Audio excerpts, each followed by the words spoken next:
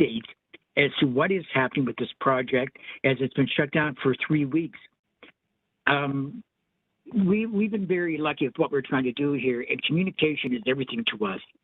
I just can't help but feel that we would not be having this problem that we're having if we were involved at the very beginning and all that, which I think is a very important issue. And I just wanted to bring to your attention that, you know, starting this new tenant engagement system, which I think is a fantastic idea, I think engaging earlier in this would have solved a lot of the problems here that we're having. I would like to take this time to invite any of you, if you have a chance to drop by, and it'd be my privilege to show you around. Thank you for your time. Thank you, Mr. Bezanson. Any questions, comments from any of the board members? Brian? You're on mute, Brian. Any, Sheila, any feedback on the questions that were raised? So we have had extensive consultation with this building, with tenants in this building on the location of the hub. The 4th floor is, which is really the 2nd floor of this building, given the unique circumstances, is completely open for tenant space, tenant use. The hub is being positioned on the main floor, adjacent to the building entry, to be convenient for tenants. We have also, given the concerns that were raised around accessibility, around tenants being able to access Wheel-Trans, we did involve our RPATH committee in the review of the drawings and hub location, and got the support of RPATH. I know our general manager, John Kraljevic, for the Central Region, has been involved quite deeply in the ongoing discussions regarding the tenant service hub at 460 Jarvis, and I believe that he's on the line and would be able to answer any additional questions that board members have.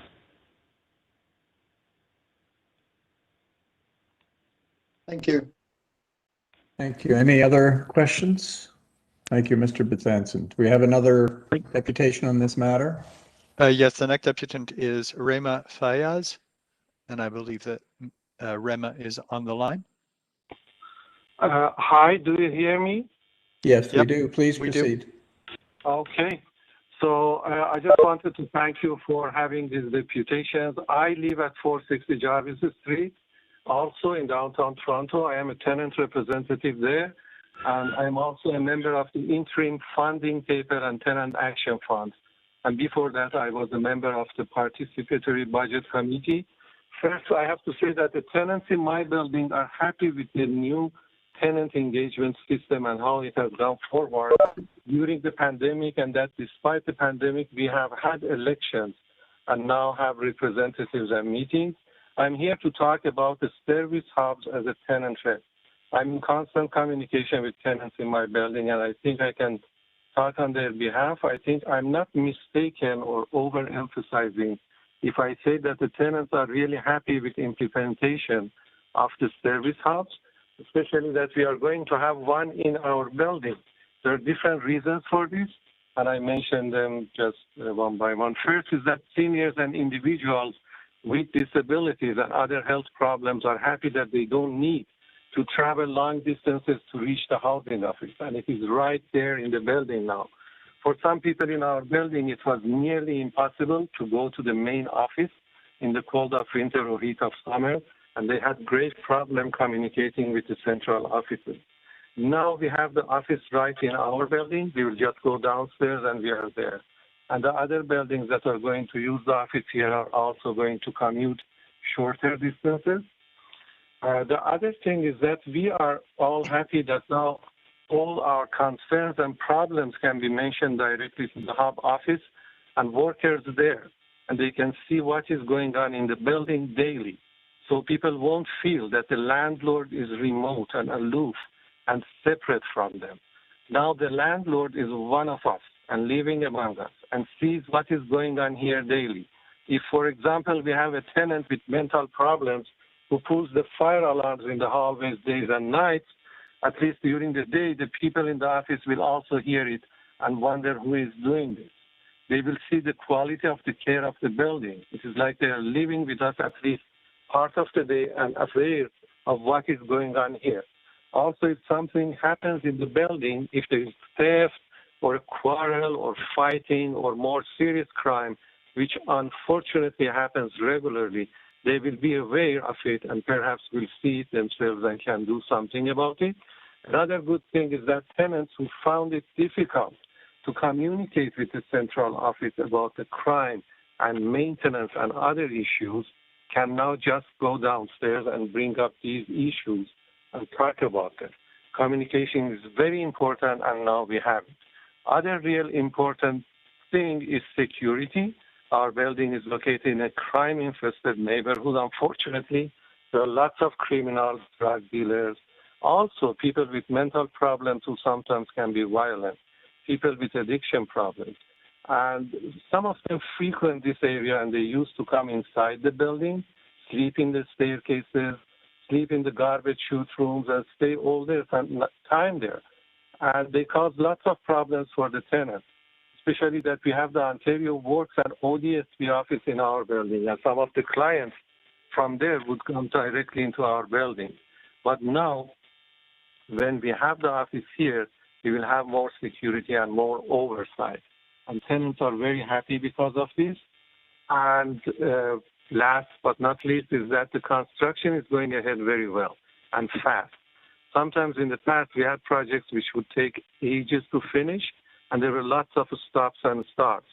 But this time, the work is being done very fast, very good, very clean. And we hope that the whole project will be done according to the timeline. We hope that there are no stops, and we will have the office ready by the deadline stipulated in the contract. Thank you very much, everybody. Thank you very much for your presentation. Any comments or questions from any board member? I don't see any, so thank you very much. I appreciate you coming and speaking to us. Thank you. Thank you. Is that it for that? No, item? there are 3 additional deputants on that item. The next deputant is Claudette Riddick, who I understand is on the line. Claudette? Go ahead. Sure. Good morning to all. As I said, my name is Claudette Reddock, and I am a new tenant rep at the 44 Willow Ridge Building tenant community. And today I will speak on the tenant engagement system, which I think is important to the overall running of communication with TCHC and the tenant community. Because I believe that the tenant engagement system, once it is sustained, will encourage trust and transparency between the TCHC management staff and tenant community. I will tend to take a more personal approach. As part of the Tenant Engagement Refresh Community Action Plan 2019, Willow Ridge 44 community listed the changes we wanted to see as priority under the following strategies, which were delivering quality homes, creating vibrant communities, and striving for service excellence. I will speak about under the strategy, striving for service excellence. Some of the actions that the tenants identified were more frequent and better cleaning of all floors in the building, especially the lobby, better communication and respect from staff to tenants, proper timed notices for service repairs, and most importantly, installation of an intercom in the building as part of safety and security. Having said that, I was heartened to be invited as a tenant rep to be part of a TCHC focus group that sought input from the tenant community to evaluate and provide feedback on the new service quality indicator survey at the Toronto Community Housing, under the following pillars: cleaning, maintenance, tenancy management, and community safety support. At that meeting, the tenants were able to give suggestions on how to make the survey more meaningful and user-friendly to all stakeholders. To me, this is an example of tenant engagement, and it builds on the recognition that tenants understand the needs of their individual needs and the needs of their communities and are able to articulate those needs. It is also recognition to capture and respond for TCHC to capture and respond to the unique needs of the different communities and respond appropriately, since priorities are different within the different tenant communities. This helps to build landlord-tenancy transparency and trust, leading to improved relationships between staff and tenants. It is hoped that the implementation of this new tool will assist the TCHC in providing more timely and targeted responses to the needs of tenants and to improve relationships, which I think is very important between tenants and staff. It is my belief that the tenant engagement system will also lead to tenants feeling more encouraged to speak about issues that affect their community and to allow tenants to have a meaningful input in local decision making. This approach will certainly go a long way in achieving the goal to support the rights of every tenant to have reasonable enjoyment of their homes, and goal number 4, to develop a business intelligence foundation that enables timely decision making and identifies tenant service success measures. Further, it builds the trust of tenants that the TCHC is not only listening, but is also responsive. I am aware that the COVID-19 pandemic may have slowed progress down, but we do acknowledge the work of the TSCs and the CSCs in maintaining tenant engagement activities with the tools available to them. We at Willow Ridge have tried to work through the present challenges in order to keep our tenants engaged. And so we continue to have monthly online council meetings with using tenants' Zoom links. We have also hosted a workshop, Healing from Trauma, funded through the city's Community Crisis Response Fund. And this is in response to past incidents of violence which may have affected the community. Some of the tenants are also participating in online basic sewing classes as part of our community programming efforts to start a sewing hub.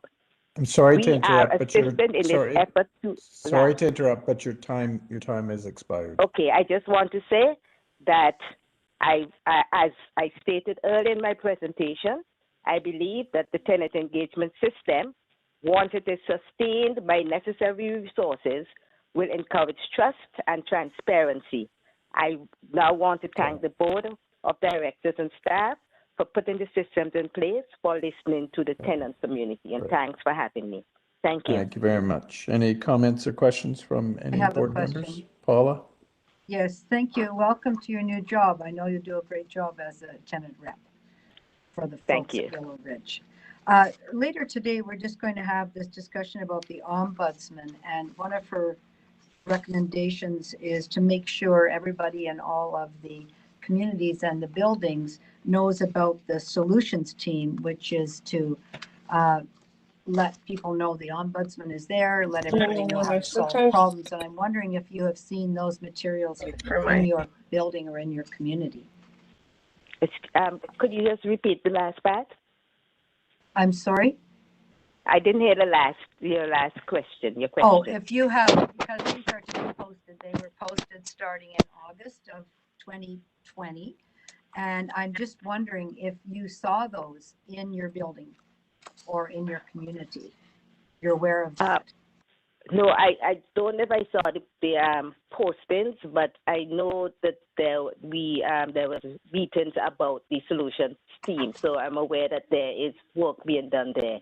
I could verify, but I can't remember seeing the actual stuff that's happening in August.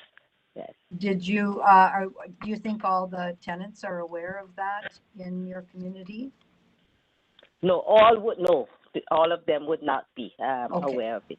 Yes, Right. I know they had some sessions, and those were posted. The sessions for people to be able to come on and talk about it, and those were posted. Yes. Thank you. Thanks so much. Sure. Keep up the great work. Thank you. Any other questions or comments? Great. Thank you for your deputation. Appreciate it. Do we have two more, Dara? Yes, our next deputant is Anthea Charles, and I believe Anthea is on the line. Yes, I am. Thanks to the Board of Directors for allowing me to speak today. I'm humbled by Claudette, who just spoke before me. It sounds like she's doing a lot for her community and is an inspiration. I'll have to talk to her more just because she's doing amazing work. Tenant engagement means to be included as part of the decision-making process and having knowledge in all that is happening in our TCHC housing community. Tenant engagement means to have tenants feel empowered to be part of their community, to be friendly towards each other, and or respect each other in activities that they want to participate in as part of the housing community. I think it means taking into consideration their work-life balance that is individual to each tenant and to accommodate their willingness to participate by phone and webinar, for example. And as Claudia has done, they've done it through, their online meetings or their Zoom meetings. I mean, it's been a godsend to have Zoom, so it's great that we can all do that now. We're not limited by where we are. We can participate from anywhere. So it means to keep tenants informed through a paper transcript of the meeting that should also be available in any language of their choice. Of course, there should be interpreters available to reduce feelings of isolation due to language barriers. Voting to create a democratic process where each tenant that is of the age of majority or is named on the lease is eligible to vote so that each person can have an equal say. Again, making sure to have documentation in language of choice of the tenant so that a language barrier would not be the reason to stop a tenant from being engaged. We need to have equitable access to funding based on the history of our housing complex. Housing complexes that have not received funding in the past should be prioritized to receive funding for their projects in the future. Speaking as a tenant rep for my complex, which is Riverdale News, we have never been given access to partnership offers on a regular basis. We had access for a brief 1 month period before the pandemic started, and no tenants were able to benefit from access due to the lateness of the offer. So we're never exposed to anything like that. We don't have a place for us to meet at all on a regular basis. Now that we can meet virtually and by phone, it should help with this issue. However, we were never given information in a timely manner, and we're always late to the table. As a tenant rep from Riverdale News, I hope that we will not be, that it will not be an issue in the future, as knowledge is power. We need to be educated every step of the way. So it's really hard because, before the pandemic, we didn't have a place to meet in person, which we need to do as neighbors. We need to have a safe space for us to come together that's easy to get to and accessible for everyone. We don't have a place for a party room or anything like that. We have no access. We need to have an established, accessible, close meeting place. We have 3 community centers that are very close to us, but we've never been given access to be able to meet in them or on a regular basis. We need to have this in writing. We need to have a place for parties in the winter time, as we do not have basements, and only a few of us have backyards. And in the winter time, it's not really an option. Saying that, that's what the needs of our community is at this time, and based on what Claudette has said, there's a lot more that I need to do as a tenant rep, and to be educated on and to be empowered to do. So thank you for hearing me today, Board of Directors, and it's an honor to be part of the meeting. Thank you for your deputation. Any questions or comments from the board? Brian and then Uva. I just wanted to know where the hub was for that Riverdale Muse was being planned.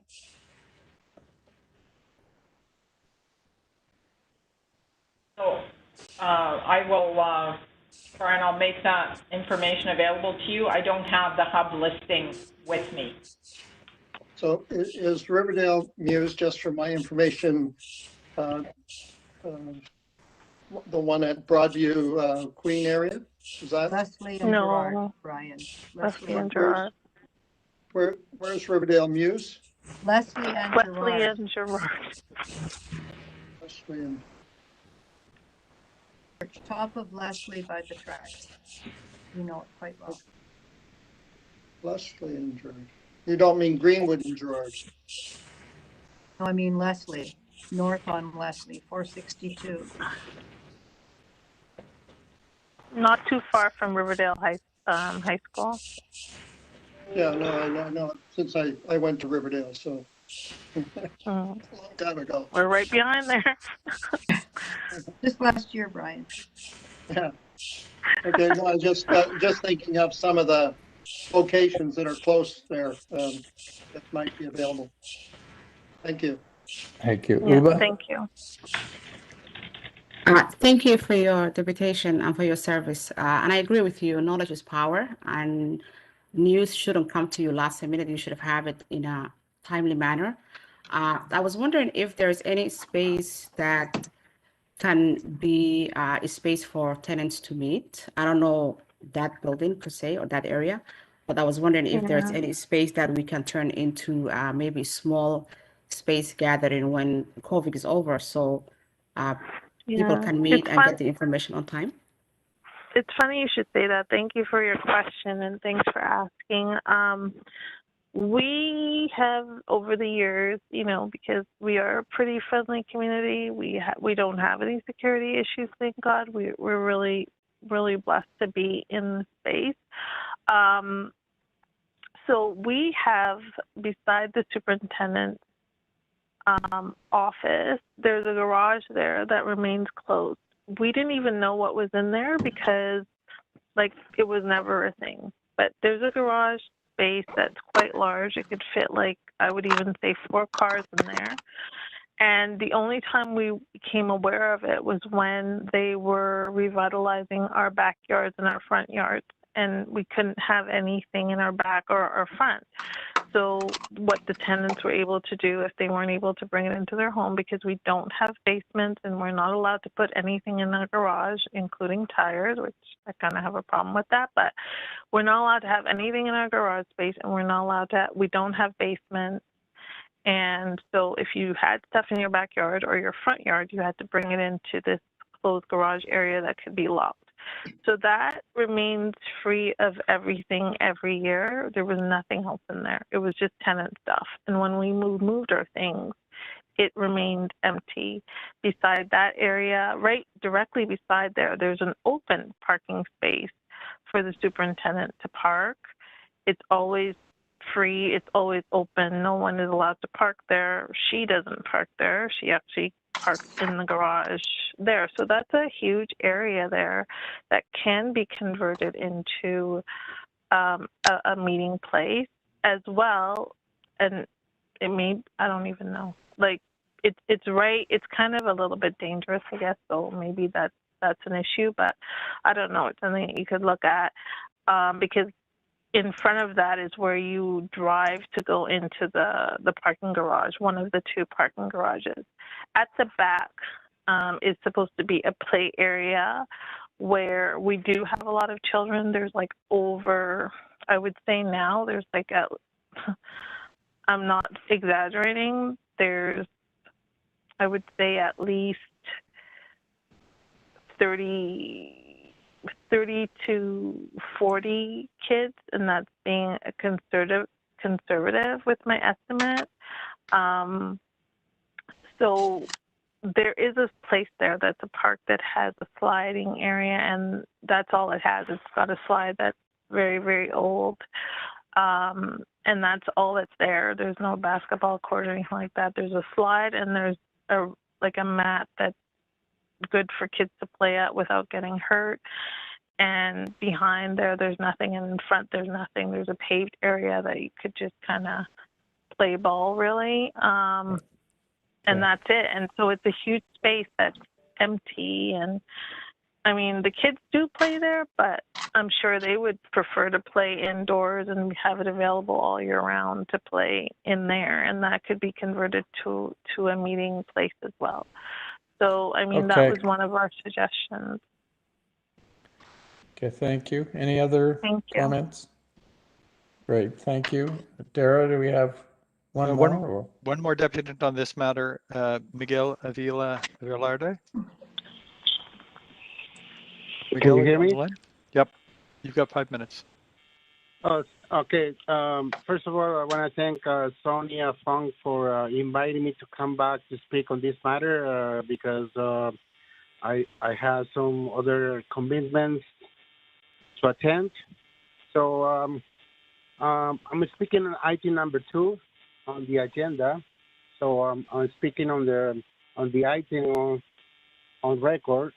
So my first questions with regards to this implementation and construction were answered by Mr. John Krajevic, my regional manager for Center Region. We have an opportunity to meet and discuss all my questions.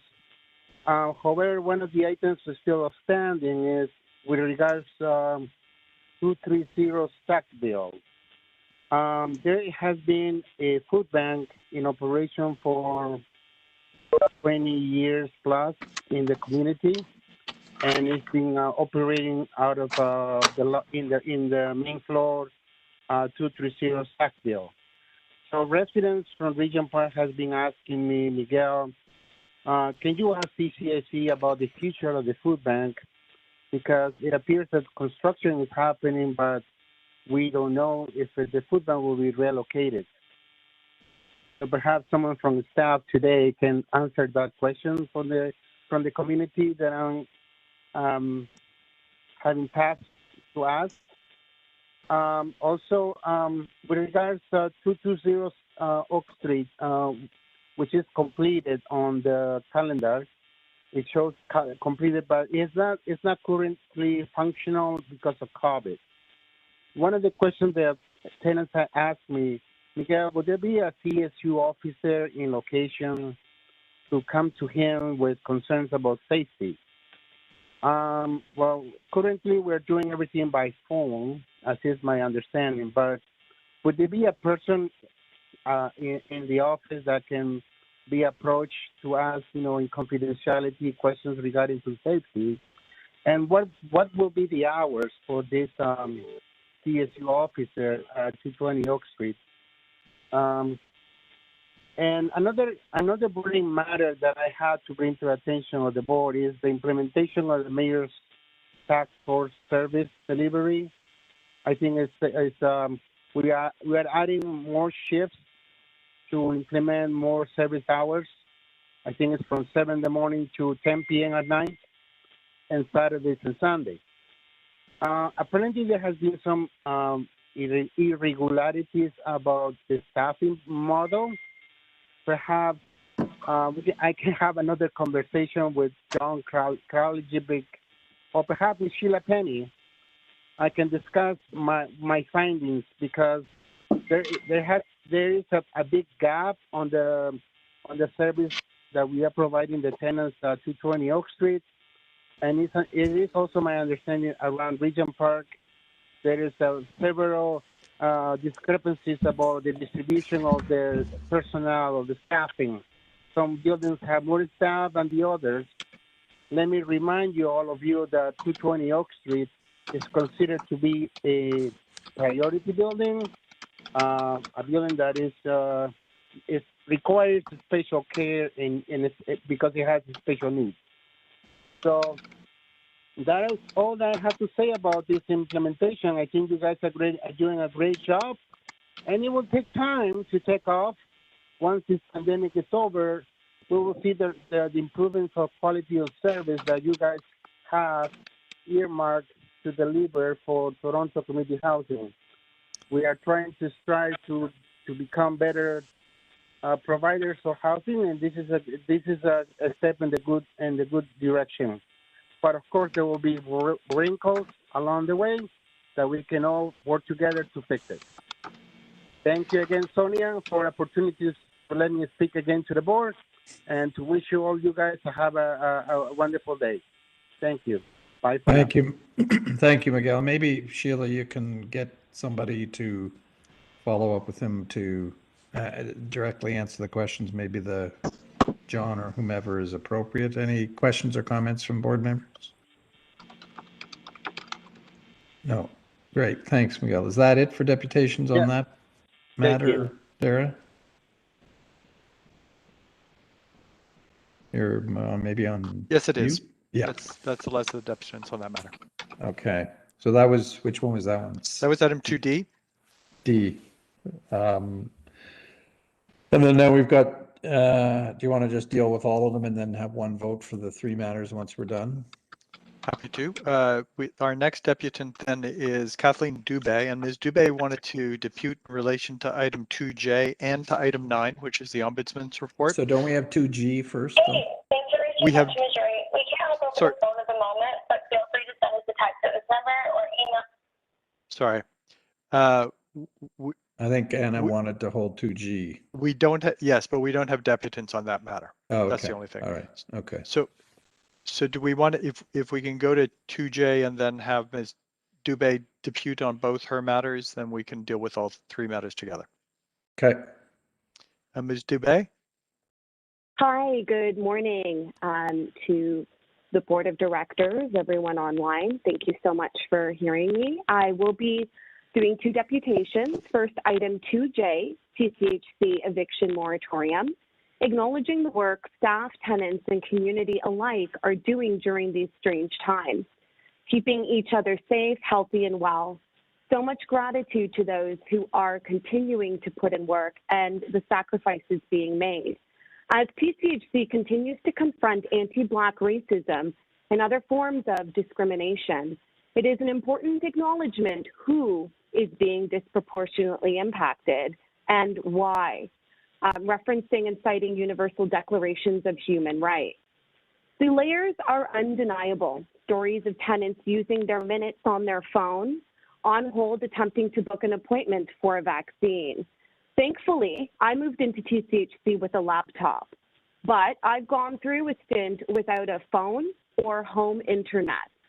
Like many services that were in person before COVID-19, the resolution of landlord and tenant disputes went virtual during the pandemic to protect public health.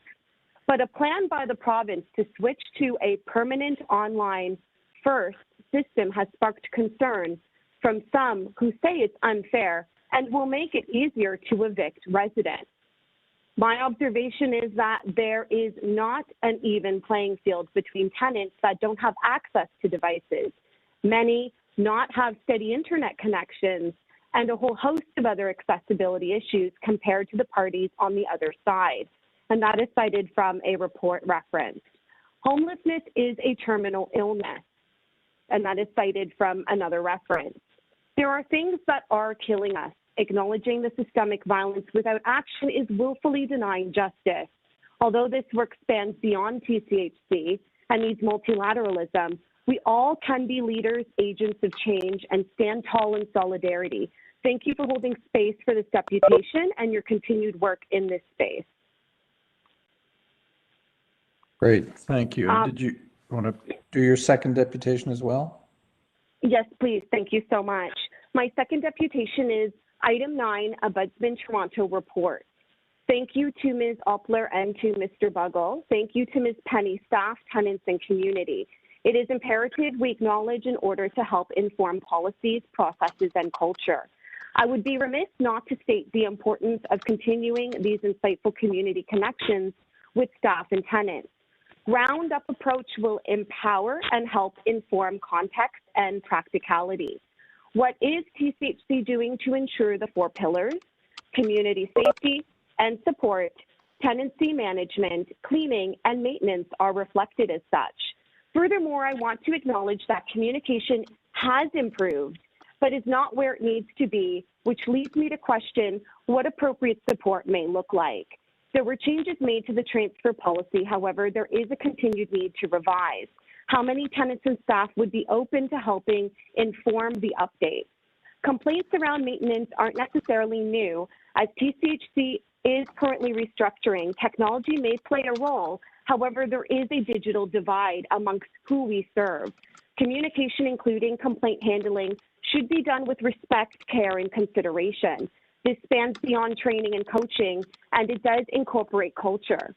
We've acknowledged Toronto's diversity. Now we need to hone in on the intricacies of our community connections, past, present, and future. Acknowledge sending TCHC feedback as they continue to work hard to make updates to their platforms, internally and externally, about the pivotal role a PEND function may have as clients and staff go through changes, including, but not limited to, major financial and/or life changes. I want to highlight the need for continued funding and decisions that are conducive to maximize funding. These are things that are impactful, build relationships which directly and indirectly strengthen trust and capacity, amongst other things, including culture. We have, at times, heavy work ahead. Want this to be a place you feel safe, you feel healing and harness belonging. Ideally, we want our tenants, staff, and community to thrive. Thank you so much for holding space for these deputations and for your continued work. Thank you. Any questions or comments? No, thank you. Appreciate your deputations. Can I just remind board members to put themselves on mute when they're not talking? All right, so we have, can we go back there to 2G? I think Anna had requested that be held. Anna, do you have any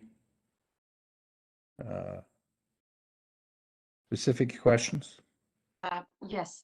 So the Regent Park New Corporation, they'll be the ones signing the agreements with the developer? So the new corporation is going to be created in order to affect the development of the property. I think Vincent is on the line. He may be able to provide additional details about how that'll move forward.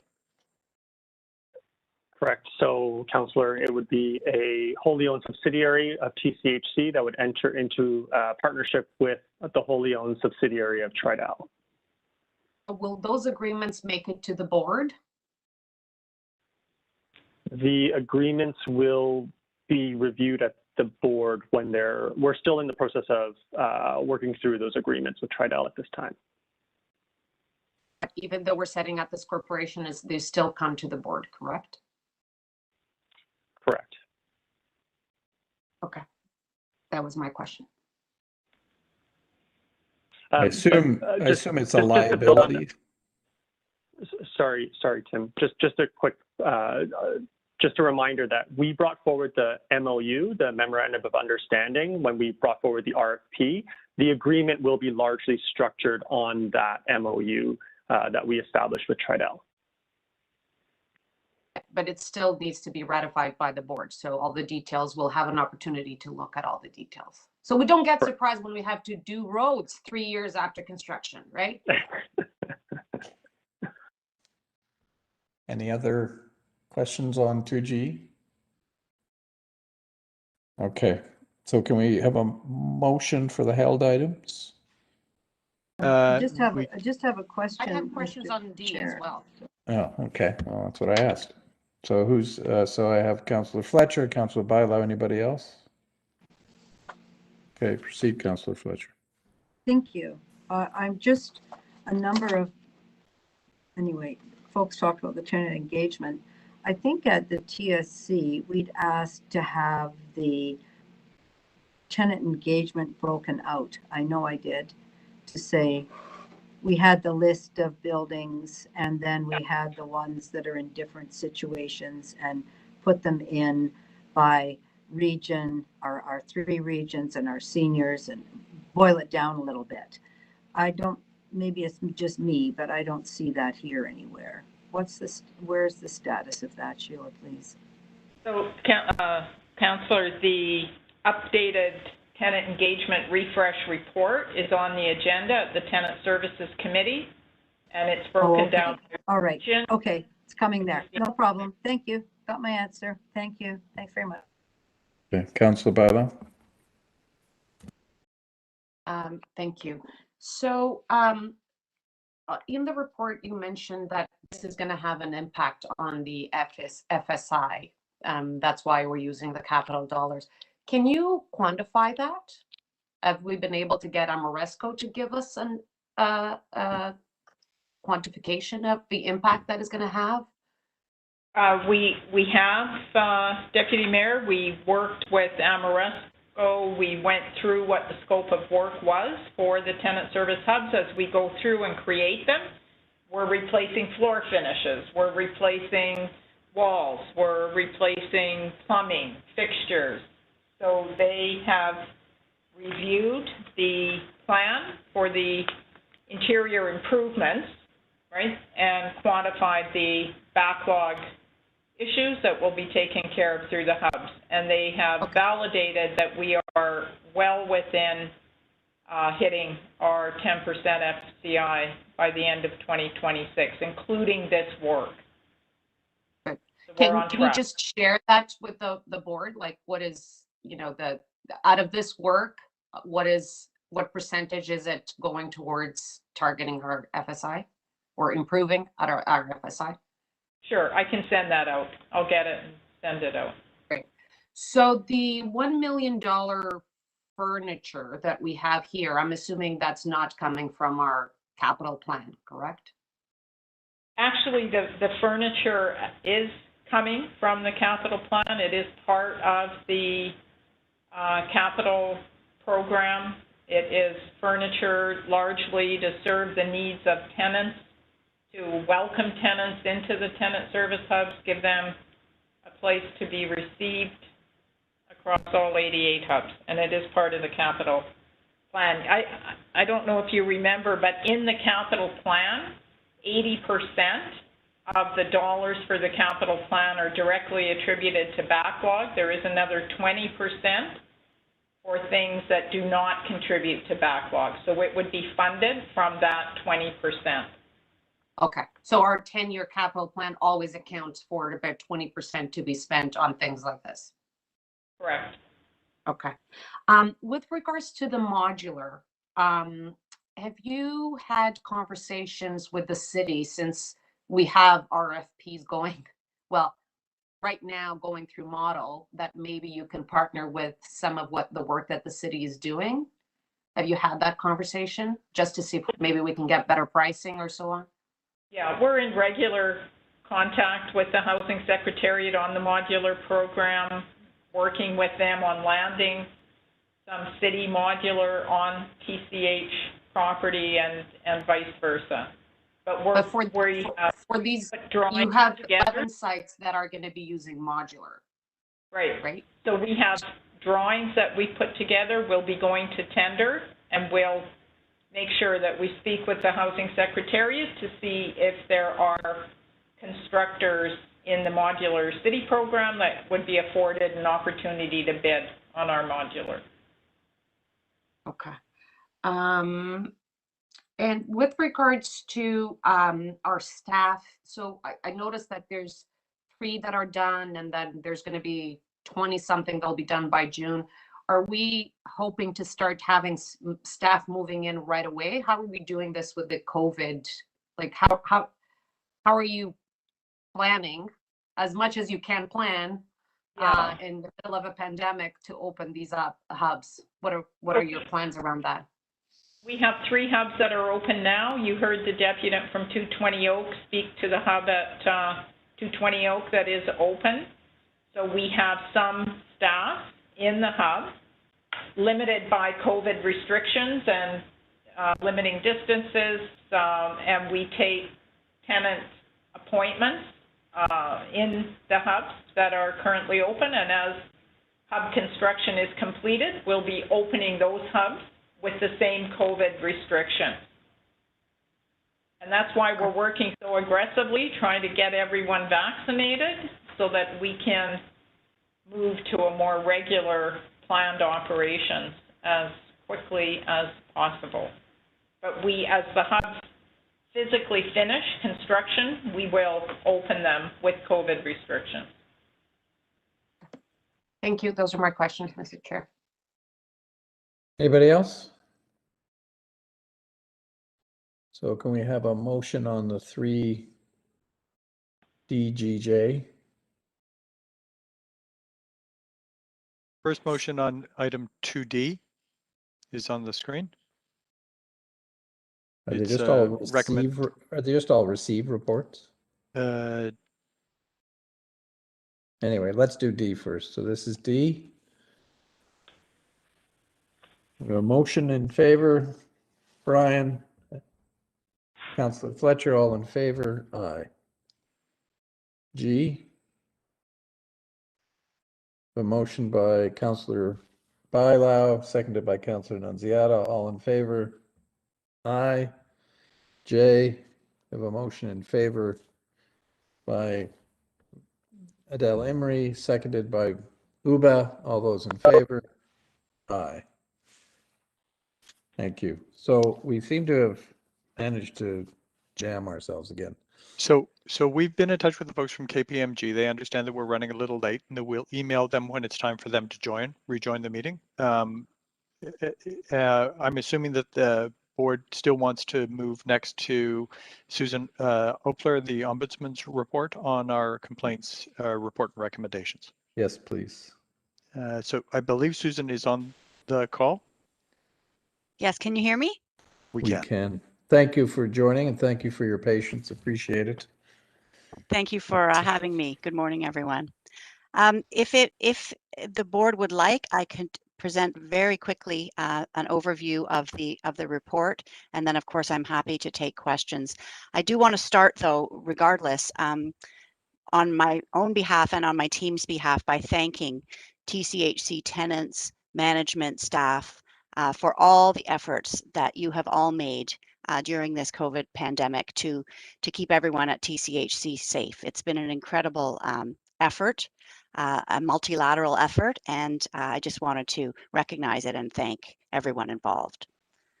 So would you like a quick presentation, Mr. Chair? Yeah, that'd be great, and then we'll open it up for questions and comments. Thank you. Okay, my pleasure. Before I do share my screen for a few slides, I also just wanted to mention that I was struck by the deputations you heard this morning, and each of the deputants in very articulate and thoughtful ways, in my opinion, expressed things that I would have told you as well. So Mr. Bezanson said, communications is everything to us. And Mr. Fayaz said he's very happy with service hubs because communications are improved and they are so very important. Ms. Riddick said that the engagement system is going to encourage trust and transparency, and it's going to encourage improved relationships between tenants on one hand and TCHC staff on the other hand. And she said that TCHC must listen and be responsive because, as we know, we talk about communications, we talk a lot about what information is conveyed, but listening is the other important half of effective communications. Ms. Charles said that tenant engagement means including tenants and empowering tenants. Mr. Avila Verde said, you are listening. He said, you're doing a great job. And he said, we are heading a great direction. and we're going to come into some bumps and wrinkles, but together we will work through them. And I do want to call out Mr. Avila Verde, because it's thanks to him that you, board, now have a YouTube archive of your meetings. It was Mr. Avila Verde who brought that issue to my office, and we brought it to TCHC management, and your transparency and your accessibility to tenants has been improved as a result of that. And finally, Ms. Dubé talked about the importance of a culture of respect and care and helpfulness in how staff and tenants interact. And that's something that I really endorse and work towards, my team and I work towards every day. So I just didn't want to leave those 6 incredible deputations without commending them, repeating them, and encouraging you to keep them in mind as you move forward in the important work that you're all doing. So I'm going to quickly share my screen.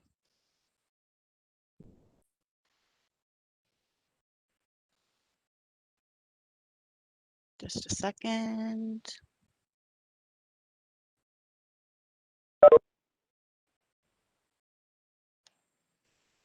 Sorry, I'm just trying to get the slideshow to start. There we go.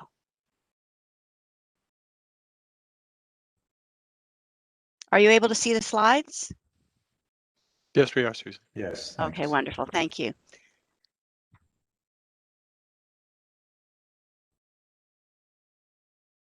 So I'm going to touch very quickly on 4 things. The background, which is our report from last year. This report, which has an overview of data regarding complaints that my office received concerning TCHC, our findings, our recommendations, and next steps.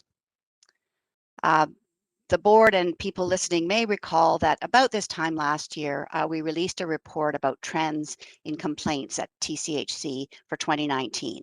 And that was done in response to a request by TCHC management who wanted to understand more about the complaints that come to our office. And we commended them then, and I commend them again for their interest and openness and willingness to learn more about complaints, because complaints can be a wonderful teacher about how service can be delivered more effectively.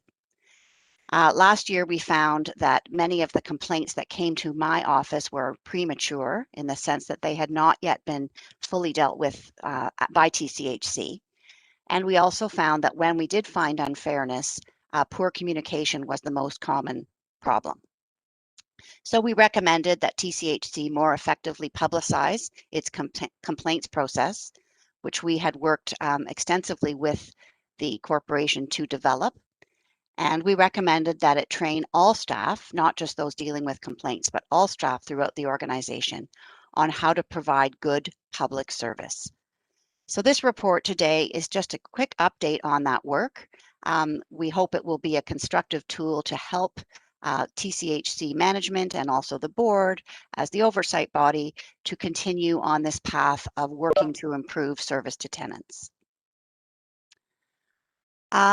In 2020, we did get more complaints than the previous year about TCHC.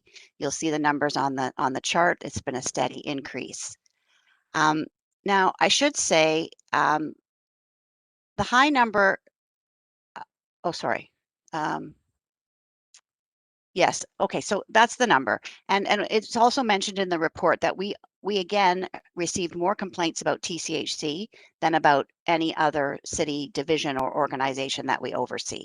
But I'd like to say that that number is not necessarily the indicator of a problem or that comparison, because of course the services that TCHC delivers to its tenants are very direct. And so other city divisions and organizations deliver their services in different ways, which may result in fewer complaints. So the number of complaints is not something to compare or to be concerned about. But I think what these numbers do illustrate is that there are many tenants at TCHC who are trying to resolve problems. And it drives home the importance of this work that TCHC is now doing to have an effective internal complaints process, which allows tenants to bring their problems to the right people and allows the staff to help resolve them. So in terms of premature cases, I'm very encouraged by the work that TCHC management has done to publicize its internal complaints process. I know that real steps have been taken, but we also do still hear about tenants who don't know how to complain. I think that work needs to be ongoing, needs to be emphasized. The Solutions Communications Plan, which management launched middle to late last year, I think was a great first step, but I think it's got to continue. We know that the number of complaints directly to Solutions at TCHC increased by almost 83%. So that's a great sign that tenants are learning about it. But as I say, we want to get to a point where TCHC is handling all of its complaints, and only those ones where a final answer has been given and the tenant is unsatisfied would they come to my office.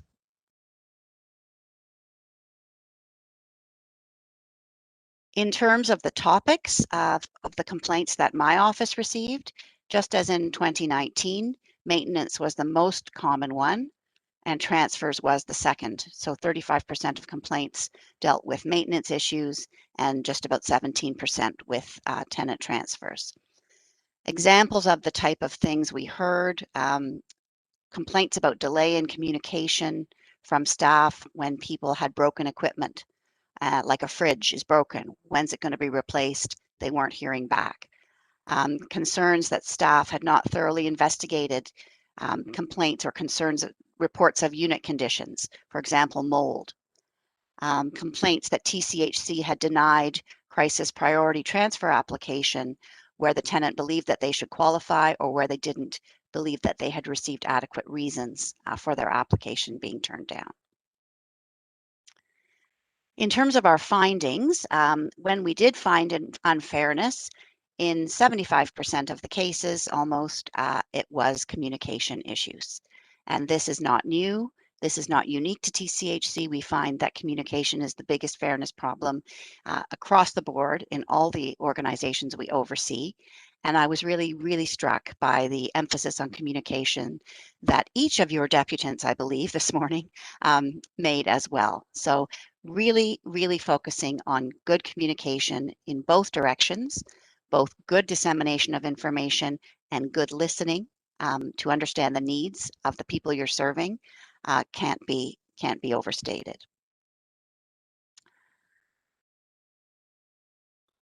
So our findings are that TCHC has definitely made progress in publicizing its internal complaints process, but we are still receiving too many premature complaints.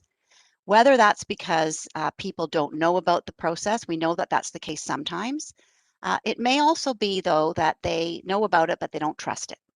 And, you know, Ms. Riddick talked about trust.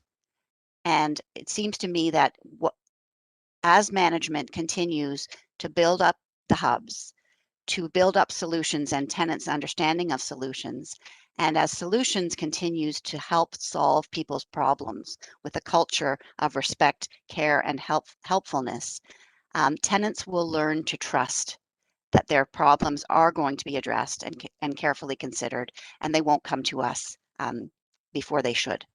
So I think it's a combination of tenant understanding of the proper processes and also tenant trust that their needs will be addressed through those processes. The most common problem we find continues to be poor communication, as I mentioned, and that encompasses both delay in communication or sometimes a complete lack of response. So in terms of recommendation, once again, we are putting the recommendations to you, the board, as the people who are ultimately responsible for the effective service that TCHC delivers to its tenants. We would like you to satisfy yourselves that management has updated and renewed the solutions communication campaign and that it keeps working on ways of letting tenants know about this resource available to them. We'd like you to satisfy yourself that management has assessed whether Solutions has enough resources to effectively carry out its important duties, given the large increase in complaints that it's seen in the past year or so. And finally, to satisfy yourselves that the corporation has reviewed its public service staff training plans for all staff corporation-wide, specifically to ensure that the importance of timely and effective communications is built into that training. So with that, I'm going to stop sharing my screen, and I'd be very happy to answer any questions if any board members have any. Great, thank you very much. So yeah, so Councillor Nunziata and then Adele to start. Thank you, Susan. You mentioned that 35% of the complaints is related to maintenance. Were the complaints that they've reported a maintenance issue and not being repaired, or not knowing who they have to pass their complaint on to? Was it because we were lacking and not responding or not doing the proper maintenance? In most cases, it's either they've reported something and they haven't heard back, or they've reported something and it hasn't been fixed. So they've been told it's dealt with, but it's not actually dealt with. I think most tenants, I'm not saying none, but I would be very surprised if tenants came directly to us with a maintenance concern. They know where to go with maintenance concerns, but when they don't get a response and they don't know how to escalate that, or they don't know where to take their complaint about an inadequate response, they often come to us. So is there, I know we don't have a breakdown, but is there a few particular buildings where it's an ongoing issue, or is it just kind of spread out? I don't have that information here. I mean, I'm sorry, I really couldn't answer off the top of my head. No, if so that's I'm just information curious. you'd like, we could certainly put that together and inform the Tenant Services Committee, or I'm not aware of any particular building or particular problem spot.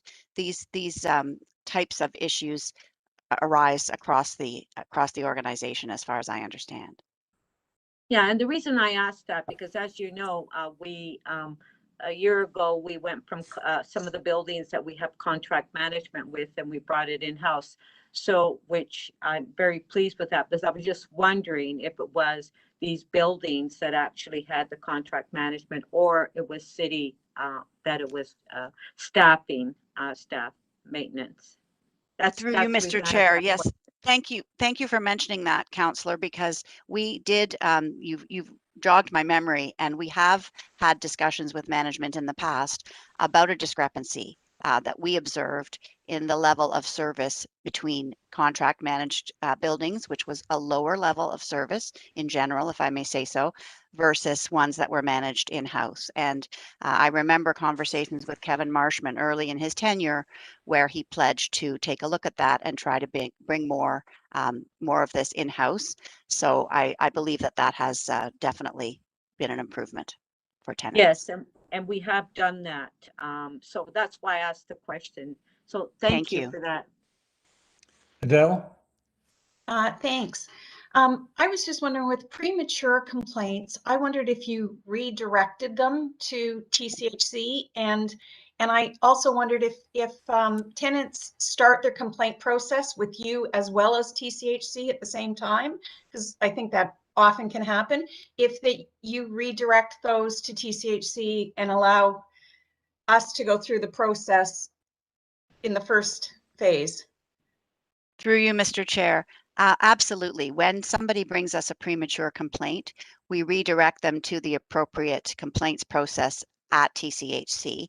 We believe it's the responsibility of the corporation to solve its own problems, and also that you should have the opportunity. So we then close our file as premature. We tell the person, you need to take your complaint through the TCHC process, and this is how you do it. If you get to the end of that process and you are still not satisfied with the outcome, then please come back to us. And if they come back to us, we open a fresh file and we become involved. Okay, and so that number, the 500 and whatever it was, 40 something, that includes those ones as well? Yes, it does. Okay, thank you. Sorry, and you had 75% of those were premature? Yeah. Is that the number? 1 second. Yes. Yep, I think that was the number, Tim. But... 63% of our 63. TCHC cases were premature, and it was Right. 55% in 2019. Right. Thank you. You're just more publicly available and known than we are. Well, we may be more publicly known than we have been in the past, and that could also explain in part the increases. So I love data, but I also think it's really important to put it in context. We also don't know the impact that COVID-19 has had. Yeah, so that's... please, I don't want anyone to be discouraged by what I'm presenting today. I just felt it would be helpful to give you an update, and I hope that this will continue to motivate the great work that TCHC staff and management are doing to address these issues. And it's clearly great work because your deputant said so. So don't take it from me, take it from the tenants that spoke to you this morning. And please keep it up. We also meet quarterly, I should tell the board. My staff meets quarterly with TCHC management, and we talk about trends, and we talk about issues and pinch points and ways that we can support them to serve tenants better. And I think that that relationship has proven a very constructive one.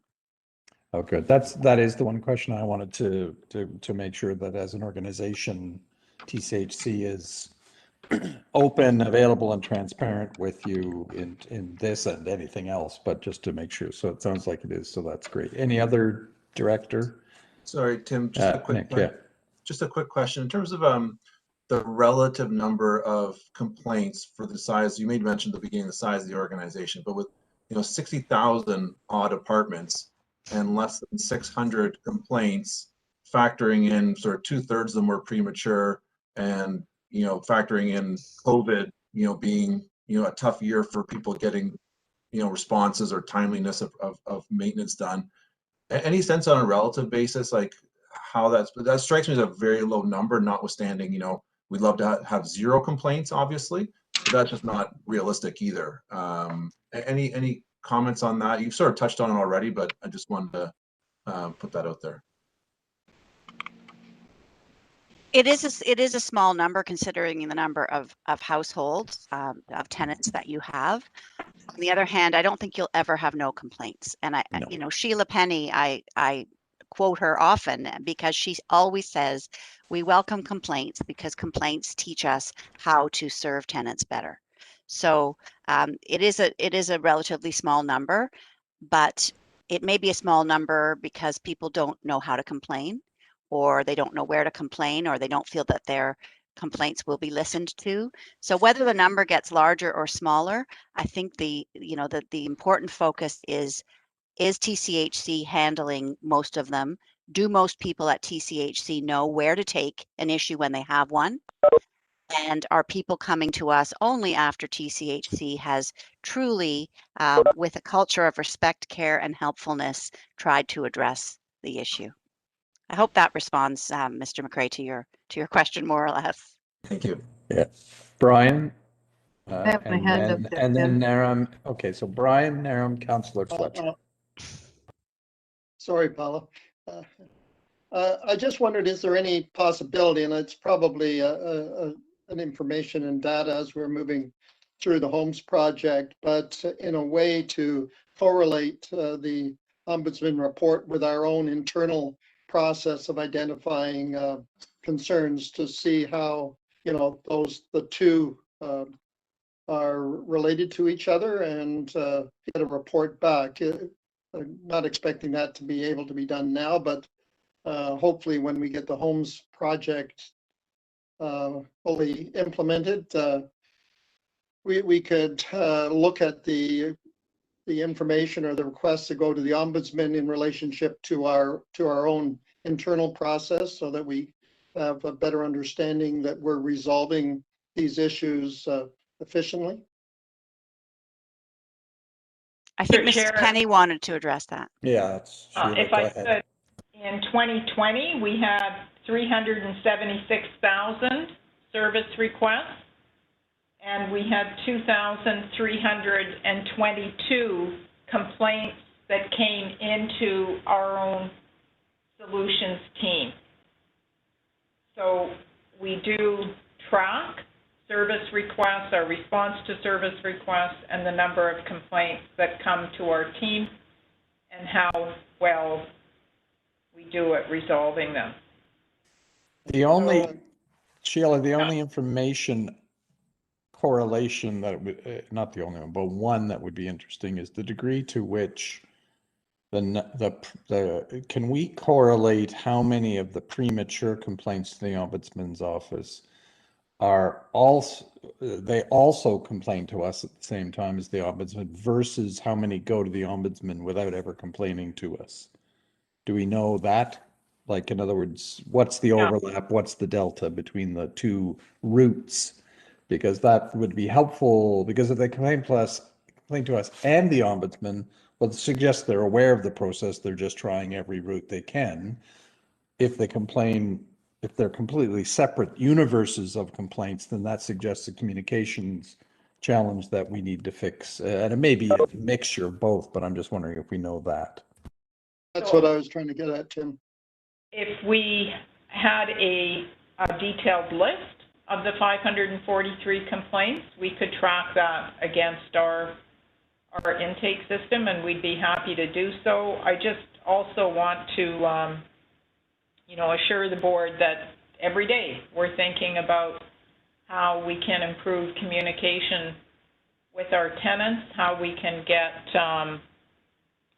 responses to service issues in the hands of tenants more quickly, and how we can improve tenants' understanding of the solutions complaint system. It's a work in progress. Mr. Chair, could I just comment quickly on Mr. Smith's question? Yes, please. Thank you. When we receive premature, this question is something I should say that TCHC management also raised with us. You know, do you have a breakdown, they asked us, of these premature complaints? Are these people who don't know how to raise their complaint, or are these people who have raised it and either are not satisfied or are distrustful of the process at TCHC? When my team gets premature complaints, our focus is really on getting them back on track and sending them to the right place so that TCHC can handle them. We don't currently break down whether these people are complaining out of a lack of knowledge of where to go, or whether it's because they're not satisfied with the way it's being handled. But I would say, and whether or not the ombudsman, the future ombudsman, wants to address that is really up to them. It's a matter of independence, really, and how the work is done. But I would say what Ms. Penny has just explained is key, which is management needs to keep on, number one, communicating to tenants of where they should take their problems. You can't tell them often enough or too many different ways. Secondly, keep on working to resolve those issues or address the issues in a way that shows respect, care, and helpfulness so that trust in the process will increase. And whether you are going to reduce the number of premature complaints to my office because more people know about where to go, or because more people trust the process, or both, it will be a happy result. Thank you. I think I had Naram and then Councillor Fletcher next. So, and Susan, you kind of just spoke to my question, and obviously I'm new to the board, so I don't have the privilege of history of a lot of this, but I was playing off a little bit off of Nick's commentary regarding the ratio of complaints, and then what Sheila discussed, but really in your slides, you talked about providing the proper resources to the solutions team, and I wanted to understand if you guys had actually analyzed kind of what is available to them and what could be improved in theory so that it could be made better in our pursuit of zero complaints, which we've obviously all acknowledged is impossible. Through you, Mr. Chair. Welcome to the board, Mr. Mansour. Nice to meet you. No, we don't. My office really wouldn't get into that level of analysis because we're not experts in social housing. So what we're doing is we're encouraging management to look closely at the needs of the solutions group to perform the important role that it has, and to make sure that they share the information with the board so that you can be satisfied that they have what they need. And I believe in Ms. Penny's response to our our recommendations, she has pledged that by the end of this calendar year, they'll come back to you with that analysis. Do I have that right, Ms. Penny? That's correct. We recently went through a review of who's on the solutions team, what their workload is. We're constantly assessing that. We also conducted some customer service training with the solutions team very recently, and as I keep saying, it is a work in progress, and we'll come back to the board with something as part of the next budget cycle to comment on the resources to this team, if they're sufficient or if we require additional resources. But I really think, too, once we can get the tenant service hubs open and functioning and deal with that day you walk into the service hub, you get your question answered, you have a human face to make contact with, that we will see a significant improvement in tenant service. Councillor Fletcher. Thank you, Tim. And before I ask my questions, I just want to thank our ombudsman, because this is probably going to be her last meeting with us before we have a new ombudsman. And just thank you for all your work and your care and concern for TCHC tenants and in assisting the board and management in providing great service through this report, and also around all of the Reuben Tomlinson and getting our board and management focused on everything being as fair and open and transparent as possible. So I just want to thank you very much for that, Ms. Oppler. I'm interested in page 6. You've got the graph and how many complaints are coming in from 2016 to 2020, and you've got other divisions X, B, Y, and F from the city. How many of those were premature? Did you capture that as well from those statistics, or are there no premature ones that come in from the city divisions? Through you, Mr. Chair. First of all, Councillor Fletcher, I want to thank you for your very kind comments. I'm humbled by them, and it's been a pleasure to work with TCHC and to help, as you mentioned, the tenants and management and the board work together most effectively. So I'm glad that you feel it's made a difference, and thank you. I appreciate what you said. Premature complaints to Ombudsman Toronto are not the exclusive purview of TCHC by any means. People call us about all the organizations we oversee. I don't have the percentages at my fingertips, but we do get a large percentage of premature complaints about all city divisions and organizations. And, you know, complaint processes that should be better communicated, clearer and easier to use are also something that we see repeated throughout the organizations we oversee. When people don't know where to turn, they often call us, and we do, as Ms. Imrie mentioned, we do redirect them and we send them to the right place. But ideally, we're not looking for zero complaints. We are looking for, when people have a complaint, they know where to go, they trust that they will be listened to, and they trust that their complaint will be fairly and expeditiously handled. They'll be kept up to date, and they will feel heard. Whether they're going to get the actual outcome or not that they're looking for, that depends on many factors. But this is about knowing where to go, knowing you'll be heard, knowing it will be addressed, and you'll get an answer. I think I'm very much interested, if you can, prior to your departure, give us a follow-up on what percentage there are from these other divisions. So is 75% normative, or is it 50?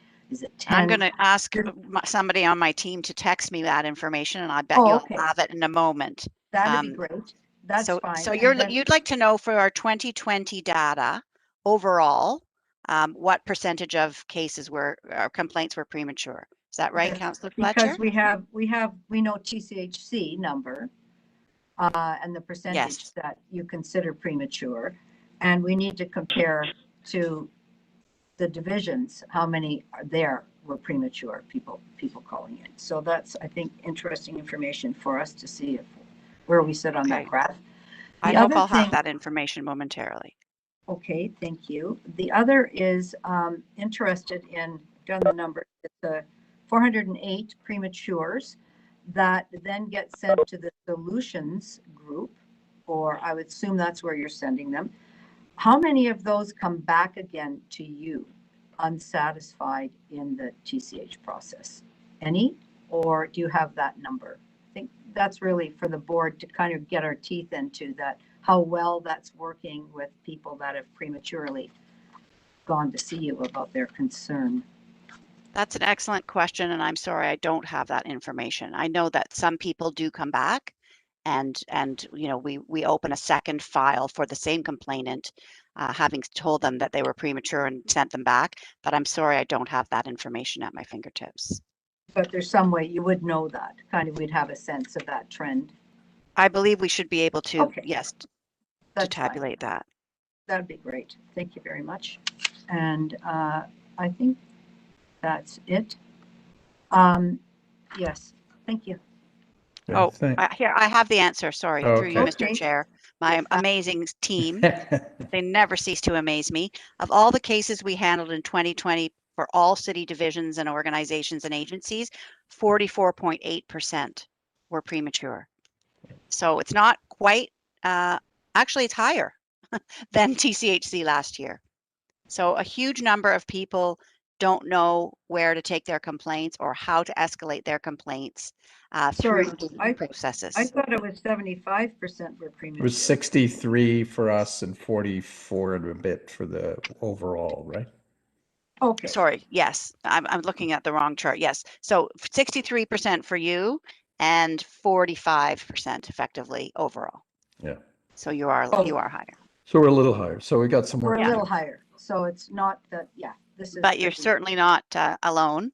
And the need to communicate ways to make complaints better exists across the organizations.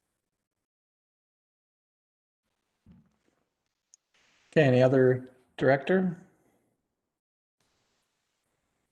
Great. Thank you very much for your time and attention. And I want to echo the comments of Councillor Flesher for your engagement and help with me as a board chair for our organization. Much appreciated. And we can only hope that the next ombudsman is as good as you.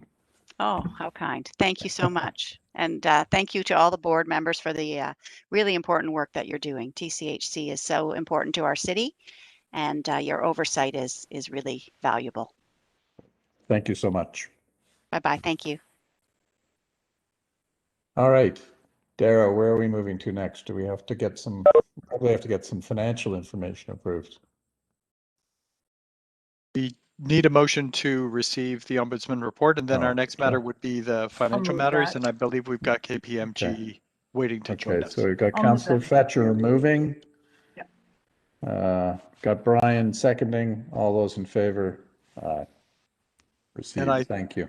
I thought I saw Nicole Hatley on the call a moment ago. I see Kevin Travers, I believe, is on the call. Okay. Hey, Dara, we're both here. Thank you.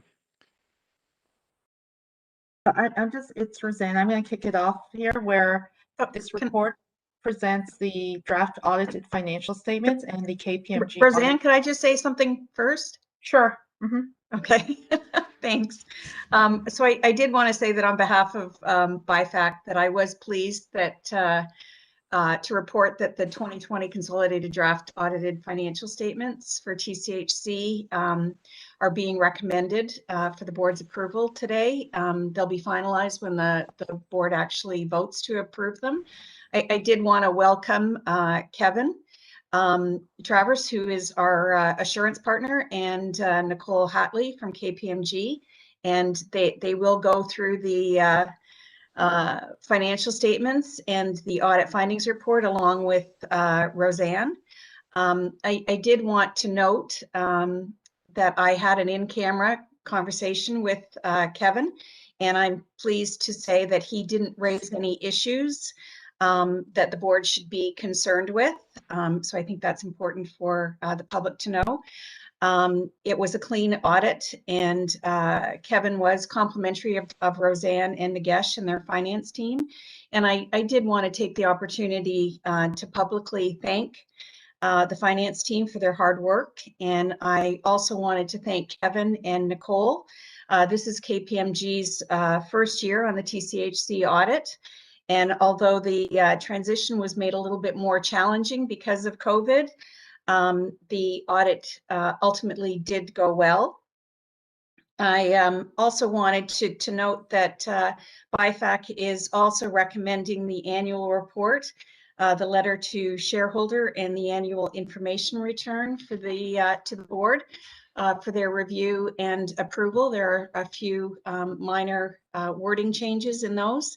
And finally, BIFAC is recommending the Maybell Arts long-term lease and operating agreements for a portion of the Maybell Park for the board's consideration and approval. So then I will turn it back to Roseanne and Kevin and Nicole to take us through the statements and the audit finding report. Thank you. Okay, thanks, Adele. You said most of everything I was going to say, but okay.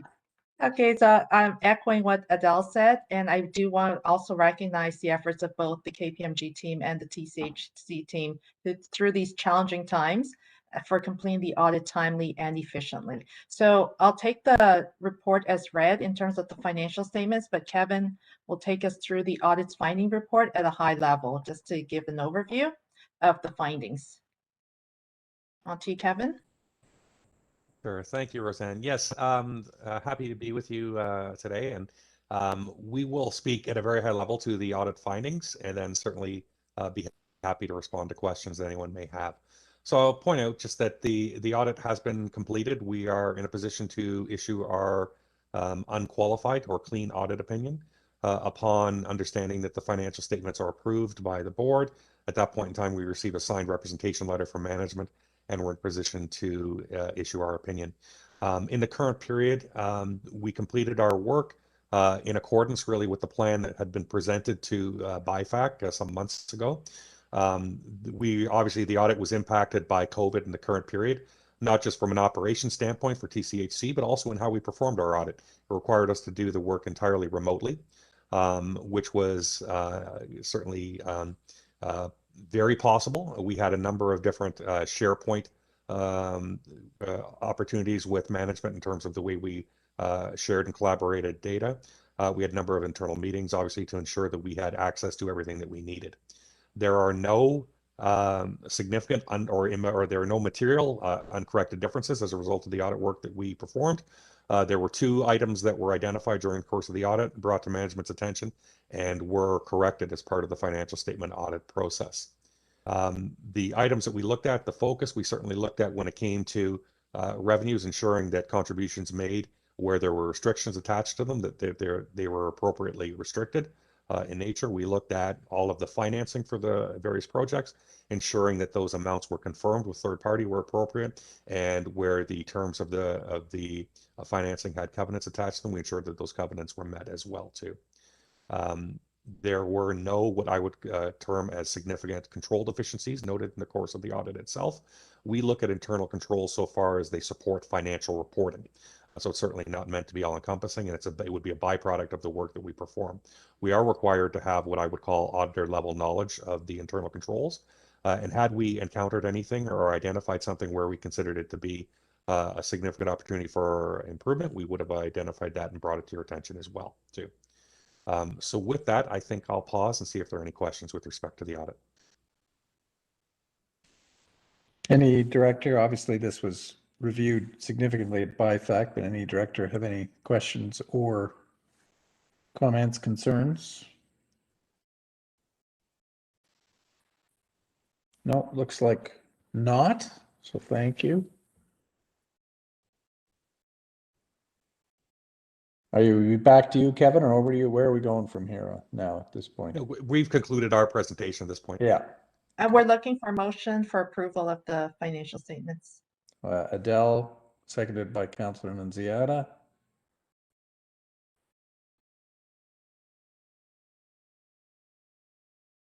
All those in favor? Passed. Great. Do we, that's just the, what else? We need another, sorry, I've got the problem.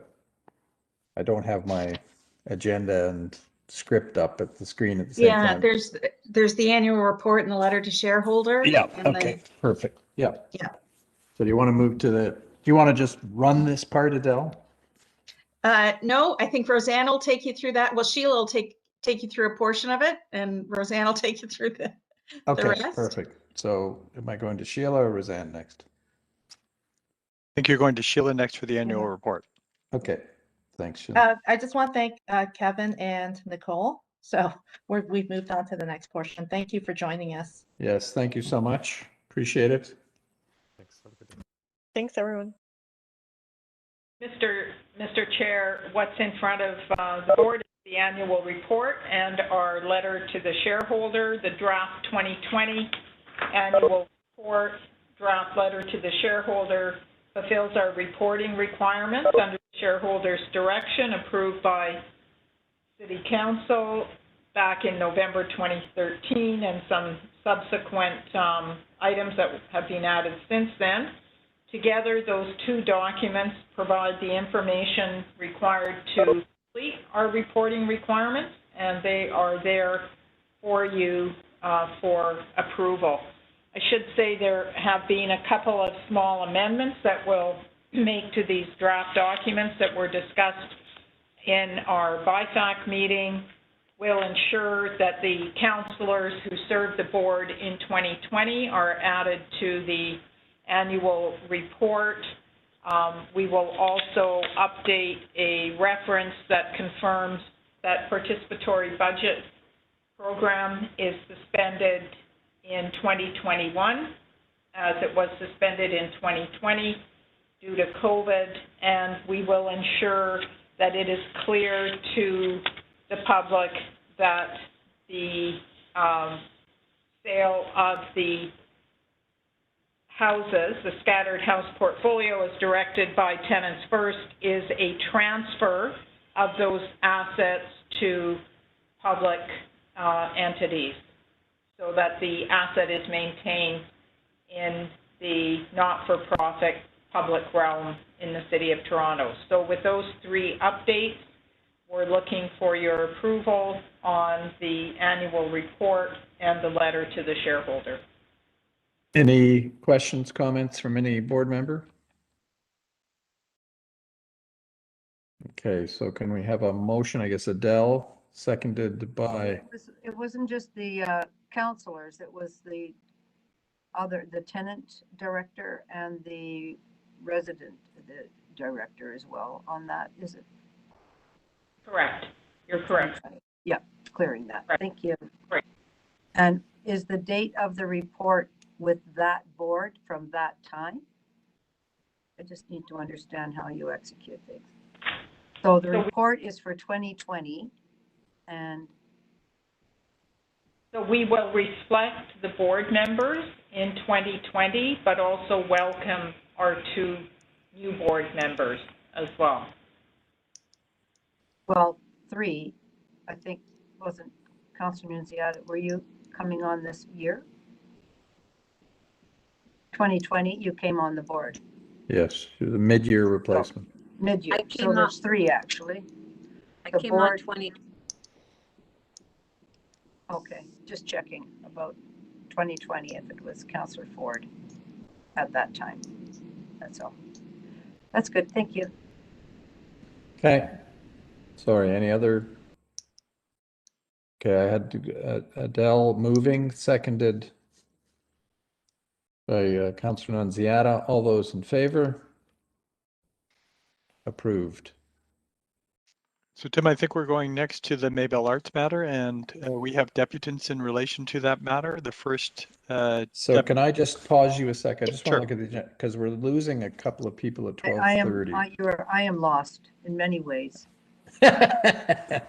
And I think Councillor Nunziata and I think it potentially Nick too. So I'm wondering if we're getting close to losing quorum. I I'll have go to on leave my- at 1 o'clock as well. All right. 1, 2, 3, 4, 5. Well, we might be okay. I think we're still good. Yeah. Okay, so let's Maybell Arts. As I indicated, we have 3 deputants in relation to the matter. The first deputant is Leah Houston, who is the Executive Director of Maybell Arts. I believe Ms. Houston is on the line. Hi, good morning. Can you hear me? Yep. You've got 5 minutes. Okay. As you've heard, my name's Leah Houston. I am the Artistic Director of Maybell Arts. And for the past 13 years, I've had the honor of working every day alongside residents of Maybell Avenue. Maybell Arts collaborates predominantly with Toronto community housing tenants on the block to transform common spaces into vibrant community places. Our work has centered on the Maybell neighborhood from the beginning. And in that time, I would say we've built strong and lasting relationships with hundreds of TCH tenants. I hope you've had the opportunity to read some of the written deputations shared by tenants who have been involved in our work, some for upwards of 10 years. These letters speak to the level of engagement and leadership of tenants on Maybell Avenue, and also to the incredible work that they have chosen to do. Over the years, Maybell Park, the place where we come together, has become a place where people engage to make their neighborhood a better place to live. COVID has really shown us how vital outdoor common spaces like Maybell Park can be. During COVID, Maybell Arts has worked closely with tenants to deliver the Maybell Pantry, a weekly open-air food bank that feels more like a farmer's market and provides vulnerable seniors and families, and really anyone in need, with free, fresh, and culturally relevant food at no cost. At the start of the process and of COVID, our pantry served 10 of our most vulnerable participants, and today it serves over 400 households on the block, 80% of whom are TCH tenants. I'm proud to say that it also employs tenants who know better than anyone what's needed in the community. And I would say that while the Maybell Pantry is our COVID emergency response, our plans to build a clubhouse and further improve Maybell Park represent the center of what we're calling our community COVID recovery plan. This project will continue to provide work and skill development opportunities to tenants. It'll bring people in the community together once it's safe to do so, to rebuild together and to celebrate. It'll strengthen our ability to respond to community needs and desires as we've done through this emergency. And it will continue to provide tenants with a platform to explore the power of art and food to transform our neighborhood.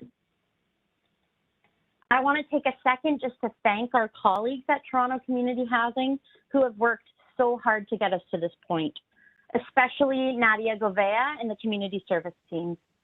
I also want to thank Councillor Mark Grimes and his staff, whose belief in this special project has resulted in over $1.1 million secured through Section 37.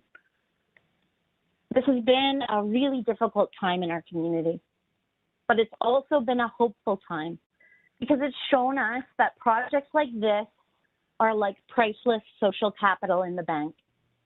When COVID hit, we knew how to respond because the community told us what they needed.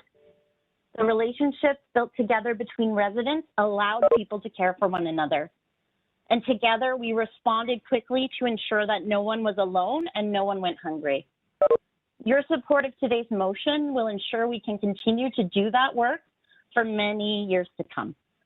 And with that, I will close knowing that two of my friends from Maybell Avenue are here to depute. But I'm happy to answer any questions that you have. And thanks so much for having me. I know you've run over time. Great, thank you. Any questions? I guess we have other deputations, Dara. Yes, the next deputant is Tasmin Syed. I believe Tasmin is on the line. Yes. Go ahead, Tasmin. You've got 5 minutes. Okay, thank you. As I was introduced, I'm Tasmin Syed, and I am a tenant at 49 Maybell Avenue. I want to give a I'm going to give my deputation speech about the Maybell Clubhouse. But first, let me give a little bit of history. From before I can remember, Maybell Park was a barren land that people only used as a path to the subway and to the school. But once Maybell Arts got into the picture, they brought the attention needed to this park. They brought art, gardening, food, and enjoyment into this park. They have filled the empty parks with love and community and made the park full again. The building and the park improvements are beneficial to the community because it provides a space that will be used by said community. It makes the park feel safer, it makes the area feel a bit friendlier, and it makes the space a bit homier. This building we want to make will be a safe space for creating relationships with everyone, creating jobs for the youth, and creating beautiful art. Maybell Arts is important to the community because they made the park into a space that gives children of the community a place to go and express themselves freely. They gave the parents of Maybell the sense of security and peace of mind that their kids would be safe and would enjoy themselves.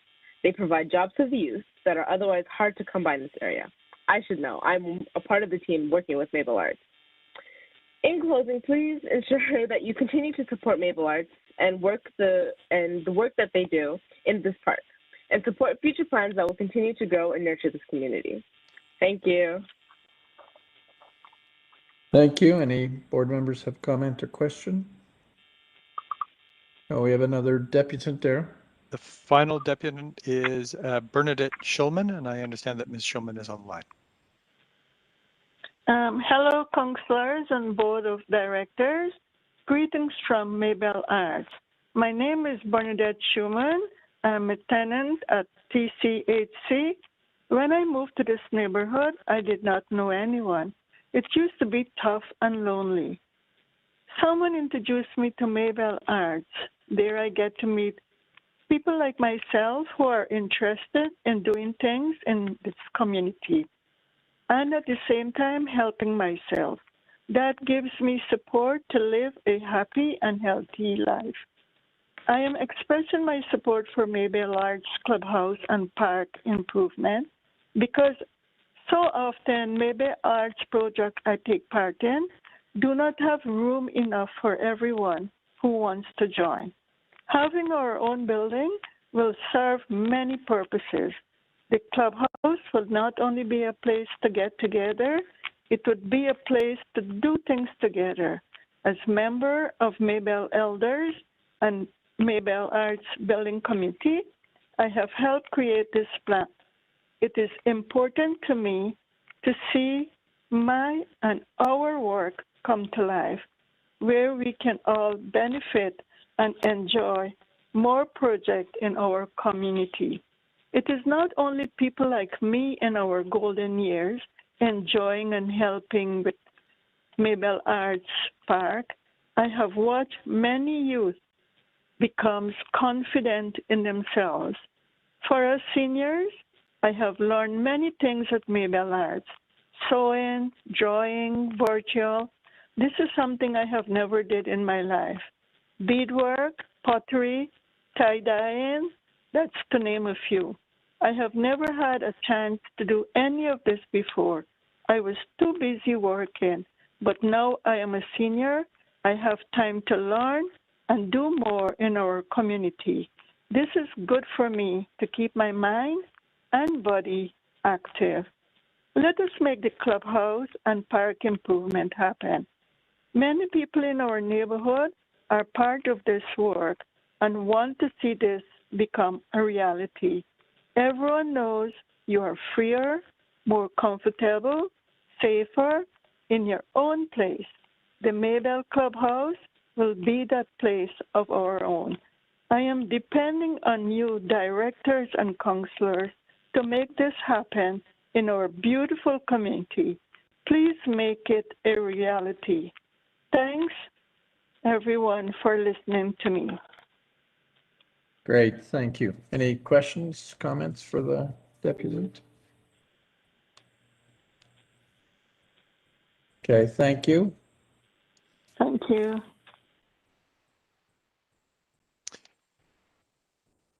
Dara, anyone speaking to this from the? So Mr. Oh, Councilor Nunziata. Question. You're on mute. Oh, yeah. Can you hear me? Yeah, can now. Yeah. So just a question to staff. So in that community, do we not have an arts organization in that community? Like the Etobicoke Arts, is that part of that community as well? So the community has been well served over the years by Maybell Arts. I'm not aware of any other active arts community. Oh, okay.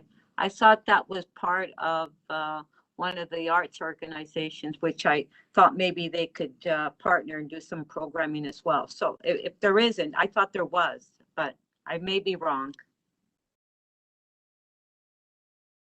Mr. Chair, in the interest of time, we'll take the report as read, but know that staff and tenants support this project going ahead through the land. Yeah, hang on, Brian. Sheila's got to finish. Yeah. Go ahead, Sheila.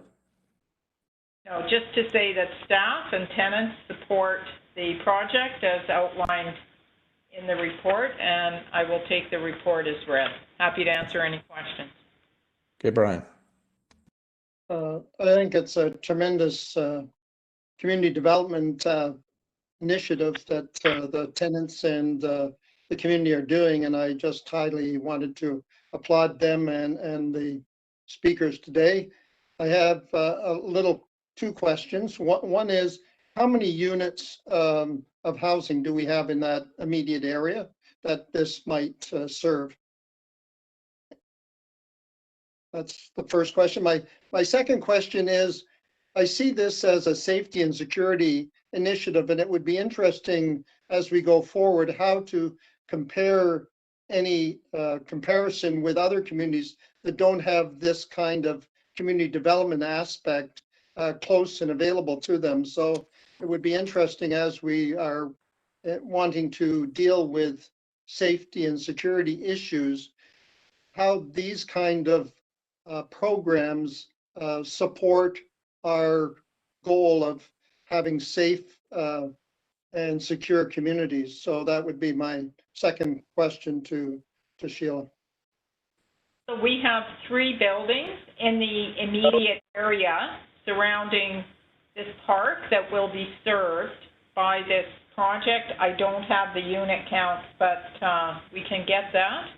And I think it goes without saying that by animating public spaces, by providing opportunities for tenants and community to engage, that we create safer communities. I think that's a very accurate statement.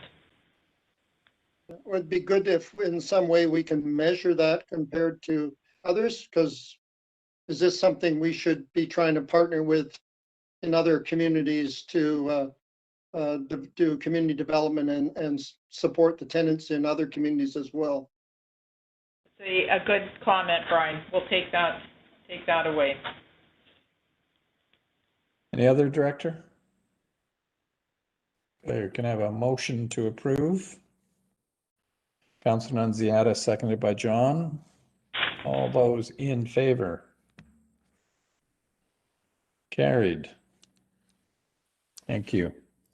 All right, what do we have next? So, Mr. Chair, I will say that all of the remaining matters on the agenda are information items, if that helps the board manage the rest of the meeting. We've been through items 2, 6, and 9. So the next item we would return to is item 3, which is the business arising information report. Tim, I have a question around the CARB item being for information only. I thought that the board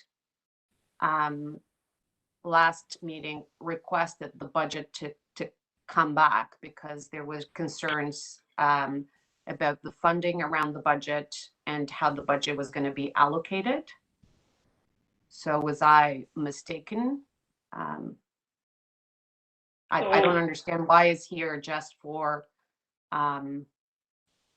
information. Deputy Mayor, at the 26th of February meeting, the board approved the strategy and authorized the establishment of the center. You asked us to come back with information regarding the budget and how we would propose to fund it for 2021, and that's contained in the report. The budget that we need for 2021 and how we're going to fund it. The request will be followed up by the 2022 budget process, where we'll seek approval for 2022. I don't, go ahead, John. Mr. Chair. Yeah, John. We did not approve a budget and we did not approve this staffing allocation. In fact, we asked questions about, we approved it in principle and we approved the staff plan, but we were not presented with a budget, nor were we presented with a staffing allocation. And in my view, the board needs to go through that staffing allocation and a budget of 2.4 million and decide if that's the proper amount that should be, should be devoted to this initiative. And we haven't done that. Okay. Derek, can you pull up the minutes from the board meeting? I'm just doing that right now. Hey, Sherman.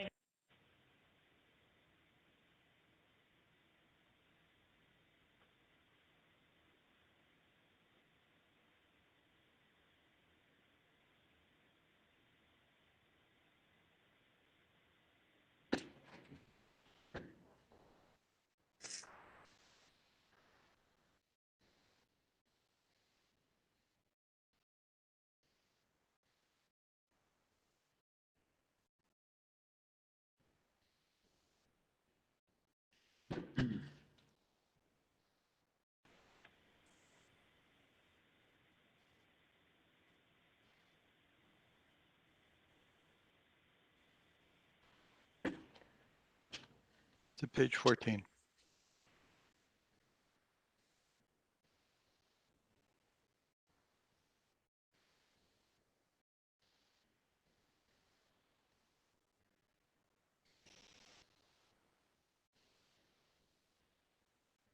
We're acting on the second recommendation, the new center and the hiring of staff to develop and implement the center.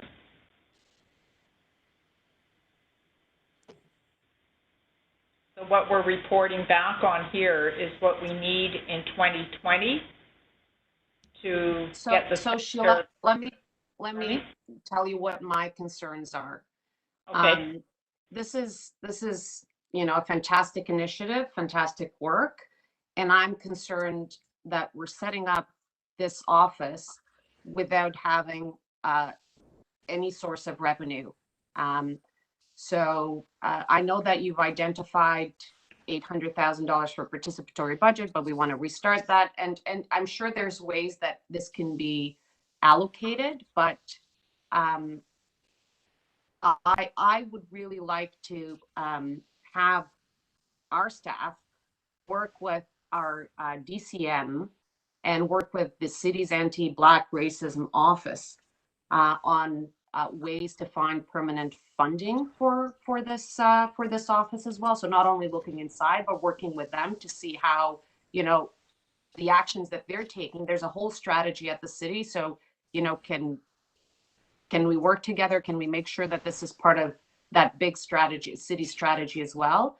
And that this comes back with the implementation work plan in Q2 as well. I think the implementation work plan, the establishment of the functions, the different functions of the office and the funding need to be tied together. Like, how do we go off, set up this office without knowing how we're going to pay for it and without having an implementation work plan to ensure that the office is responding to that implementation work plan? So we do have an 8-point plan that was part of the CABR strategy that was approved by the board. The report, the strategy outlined the process that staff are going through to And staff action. Staff is coming back to us with an implementation work plan that includes KPIs and includes the full implementation work plan, which Correct. That is the work that this center is going to do, correct? Correct. The center is okay.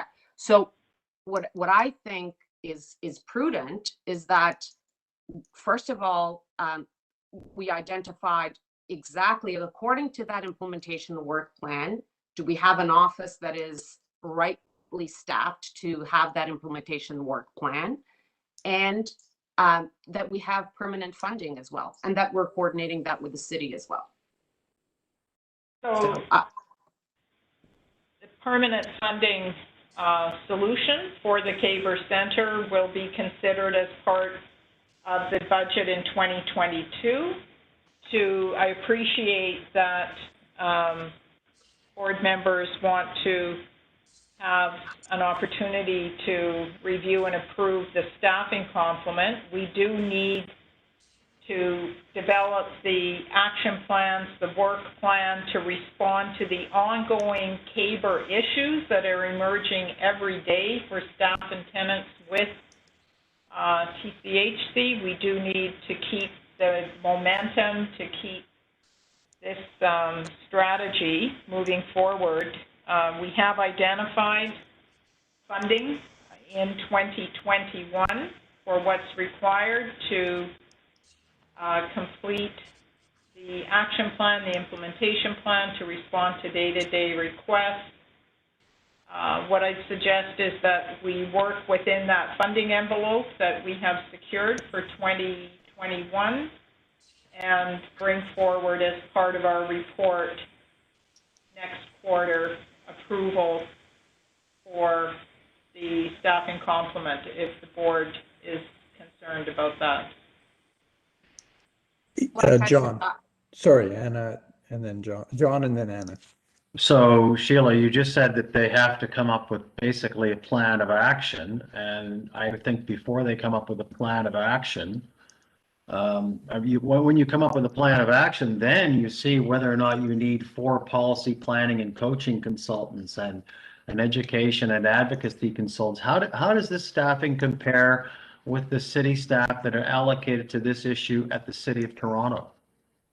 So the City of Toronto has a confronting anti-Black racism strategy. They developed it through a different process. Our strategy is very much rooted in what we heard from over 600 tenants and staff. It's very... If I could just interject, I know that. How many staff does the City of Toronto, how many are they devoting to address this issue? That's information that I would have to bring back to the board. So why don't we do this? So it sounds like we have, I think, the way I think about it, there's 2 issues. One is there is the process of continuing the assessment of the plan, the building the components of implementing, which are interim funding. And I think Correct. The anxiety you're hearing is that we spend interim funding before we got a plan for, and that locks us into a permanent funding model before we have an assessment of how we fund the permanent dollars, including a decision in the budget process. So I guess what we need to do is, and I gather we found an allocation for interim funding to help us proceed with the implementation. We don't know where the year 2 money is going to be coming from yet, which obviously built. So I think what you're hearing is an anxiety that we don't box ourselves into a permanent solution in building an interim solution and continuing the implementation process. So I think, Sheila, your idea about, continuing to investigate and build out the components of it, but keeping in mind not investing in anything that's a permanent commitment, to then bring that back with a bit of a plan for how it locks into what it might lock us into and where the sources of funds on a permanent basis might be. And secondly, I think a little bit of how we can coordinate with the city to maybe reduce the expenditure obligations and or get other funding for it might be something worth bringing back to the next board meeting. All right, that sounds So, like. so I got Anna, then Adele. So I just want to make sure that the message here is we don't want to lose any momentum, Sheila. This is great work. We heard the tenants. I think it's just the sequence of how we're doing this, right? It's what team was, we need to align the implementation plan with the decision on the staff component. And with all the respect, the permanent funding, like we need to ensure with working with the city, having these conversations, looking into our budget as well. But, you know, we can't just establish this whole office and then, you know, oh, now we don't have the money to continue. So I think that these three components, and that's why I wanted to have the conversation happen with the DCM and the Anti-Black Racism Office, and then have the staff allocation and budget final decision happening with the implementation of the work plan. Okay, I had Adele next, I think, and then anyone else wanted to? I have great respect for the concerns that are being raised, but my question is, or my comment relates to what Anna just said.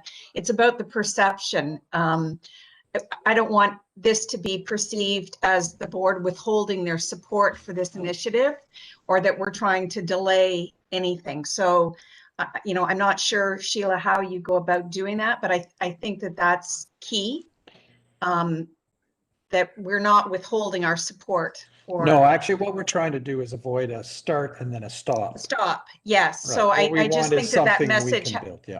Yes, Yeah. so as Tim says, but I think that message is really important because so often these matters, they don't move forward. I agree, Adele, but the implementation work plan was scheduled to come back in Q2. That's what staff had told us. And we're just saying, okay, match that with the staff, you know, with your staff needs. Plan, and I do agree with that. It's how it's perceived by the people that Sheila's going to have to speak to who have been working on it to date.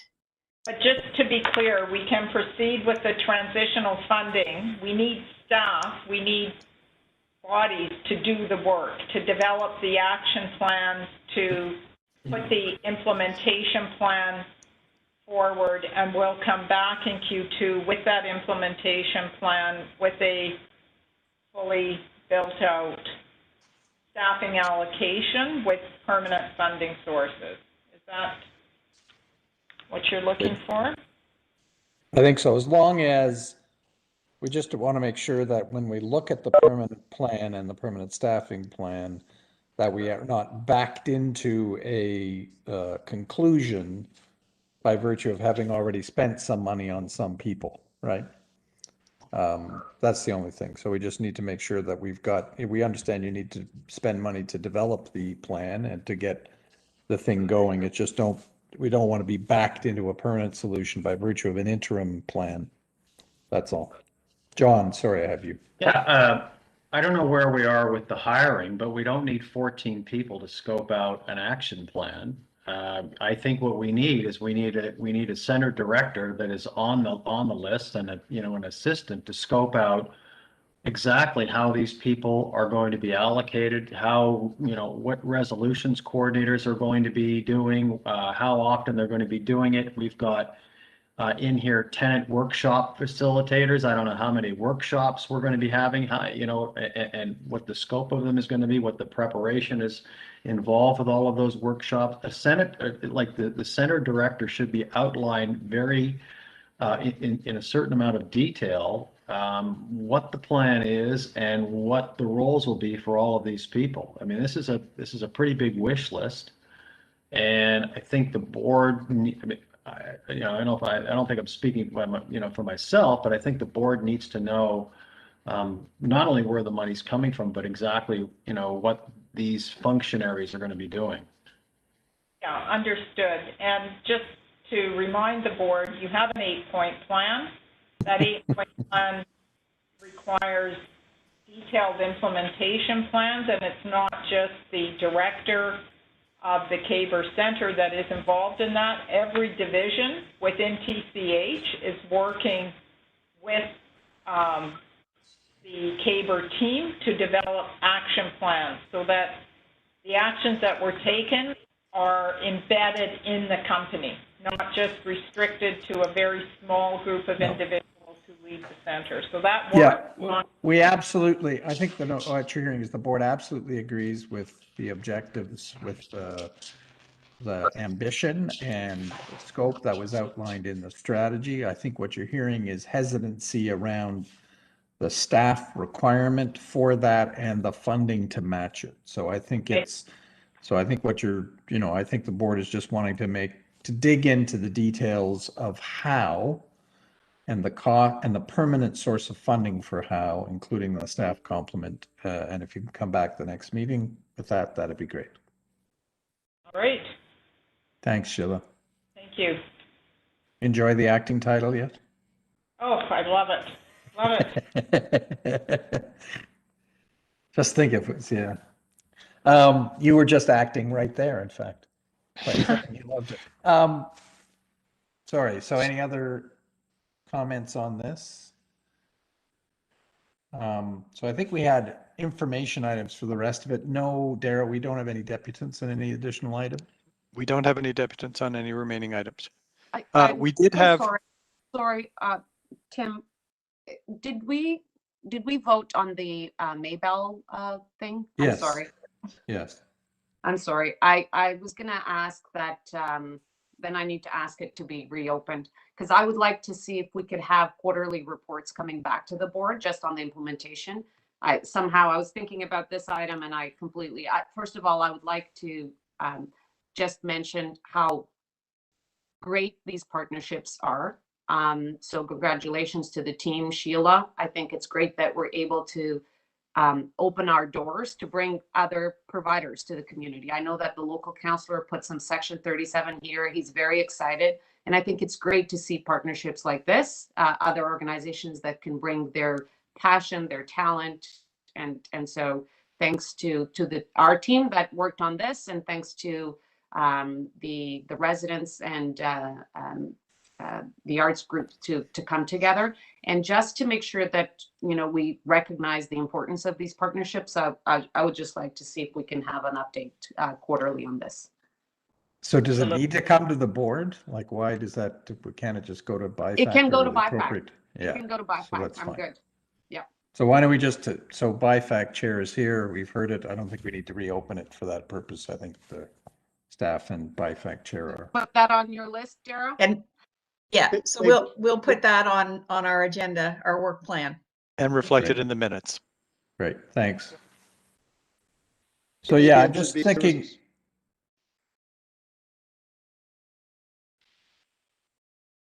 Sorry, what?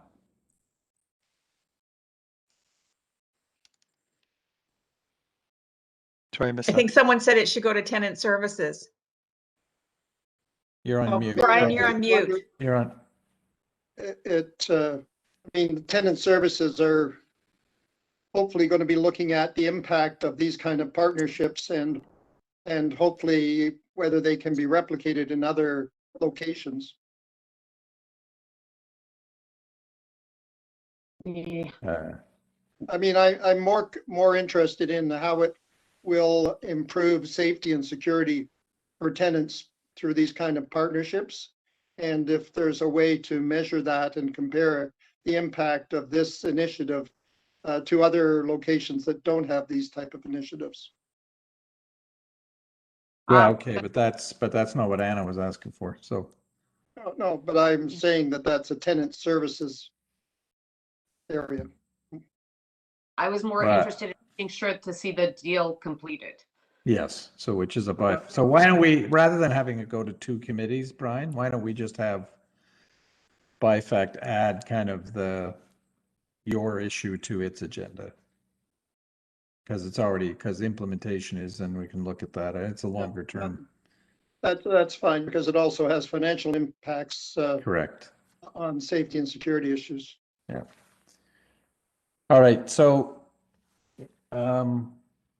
The rest are information items. Do we need to go through them or take all the materials been filed, available to have been read? I know was read in great detail, but I don't want to cut off anybody who has any question or concern about any of the information items.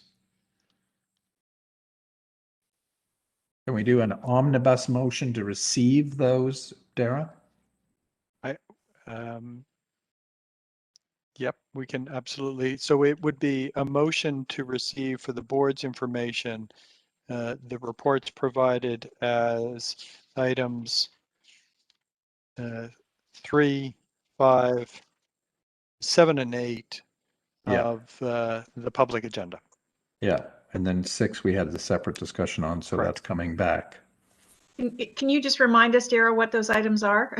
I don't So have the... 3 is the business arising, 5 is the strategic priorities, and then 7 and 8 are the updates on the work of the Tenant Services Committee and the Governance Committee. I think we're losing quorum. That's why I'm rushing through this. And I know that there was there was a request, I believe, that we might present the Maybell Arts video at the end of the meeting. We can post that. We'll post that to our website. We can add it to the stream of this meeting once the meeting is adjourned. Yeah. All right. So can we do a motion to receive for information? Adele, seconded by John. All in favor? Aye. On 6, I think we can just, we've had the discussion. I don't think we need the motion to receive because we'll be coming back with the next board meeting. Brian, did you put up your hand? Were you voting or did you have something else? You're on mute. Surprisingly, Brian, you're on mute. I was gonna move adjournment. Okay. Do I have a seconder? Anna, all those in favor? Thank you, everybody. I appreciate it. Thank you, Mr. Chair. Yeah. Thanks. Thank you. Thank you, Dara. all. Thank you.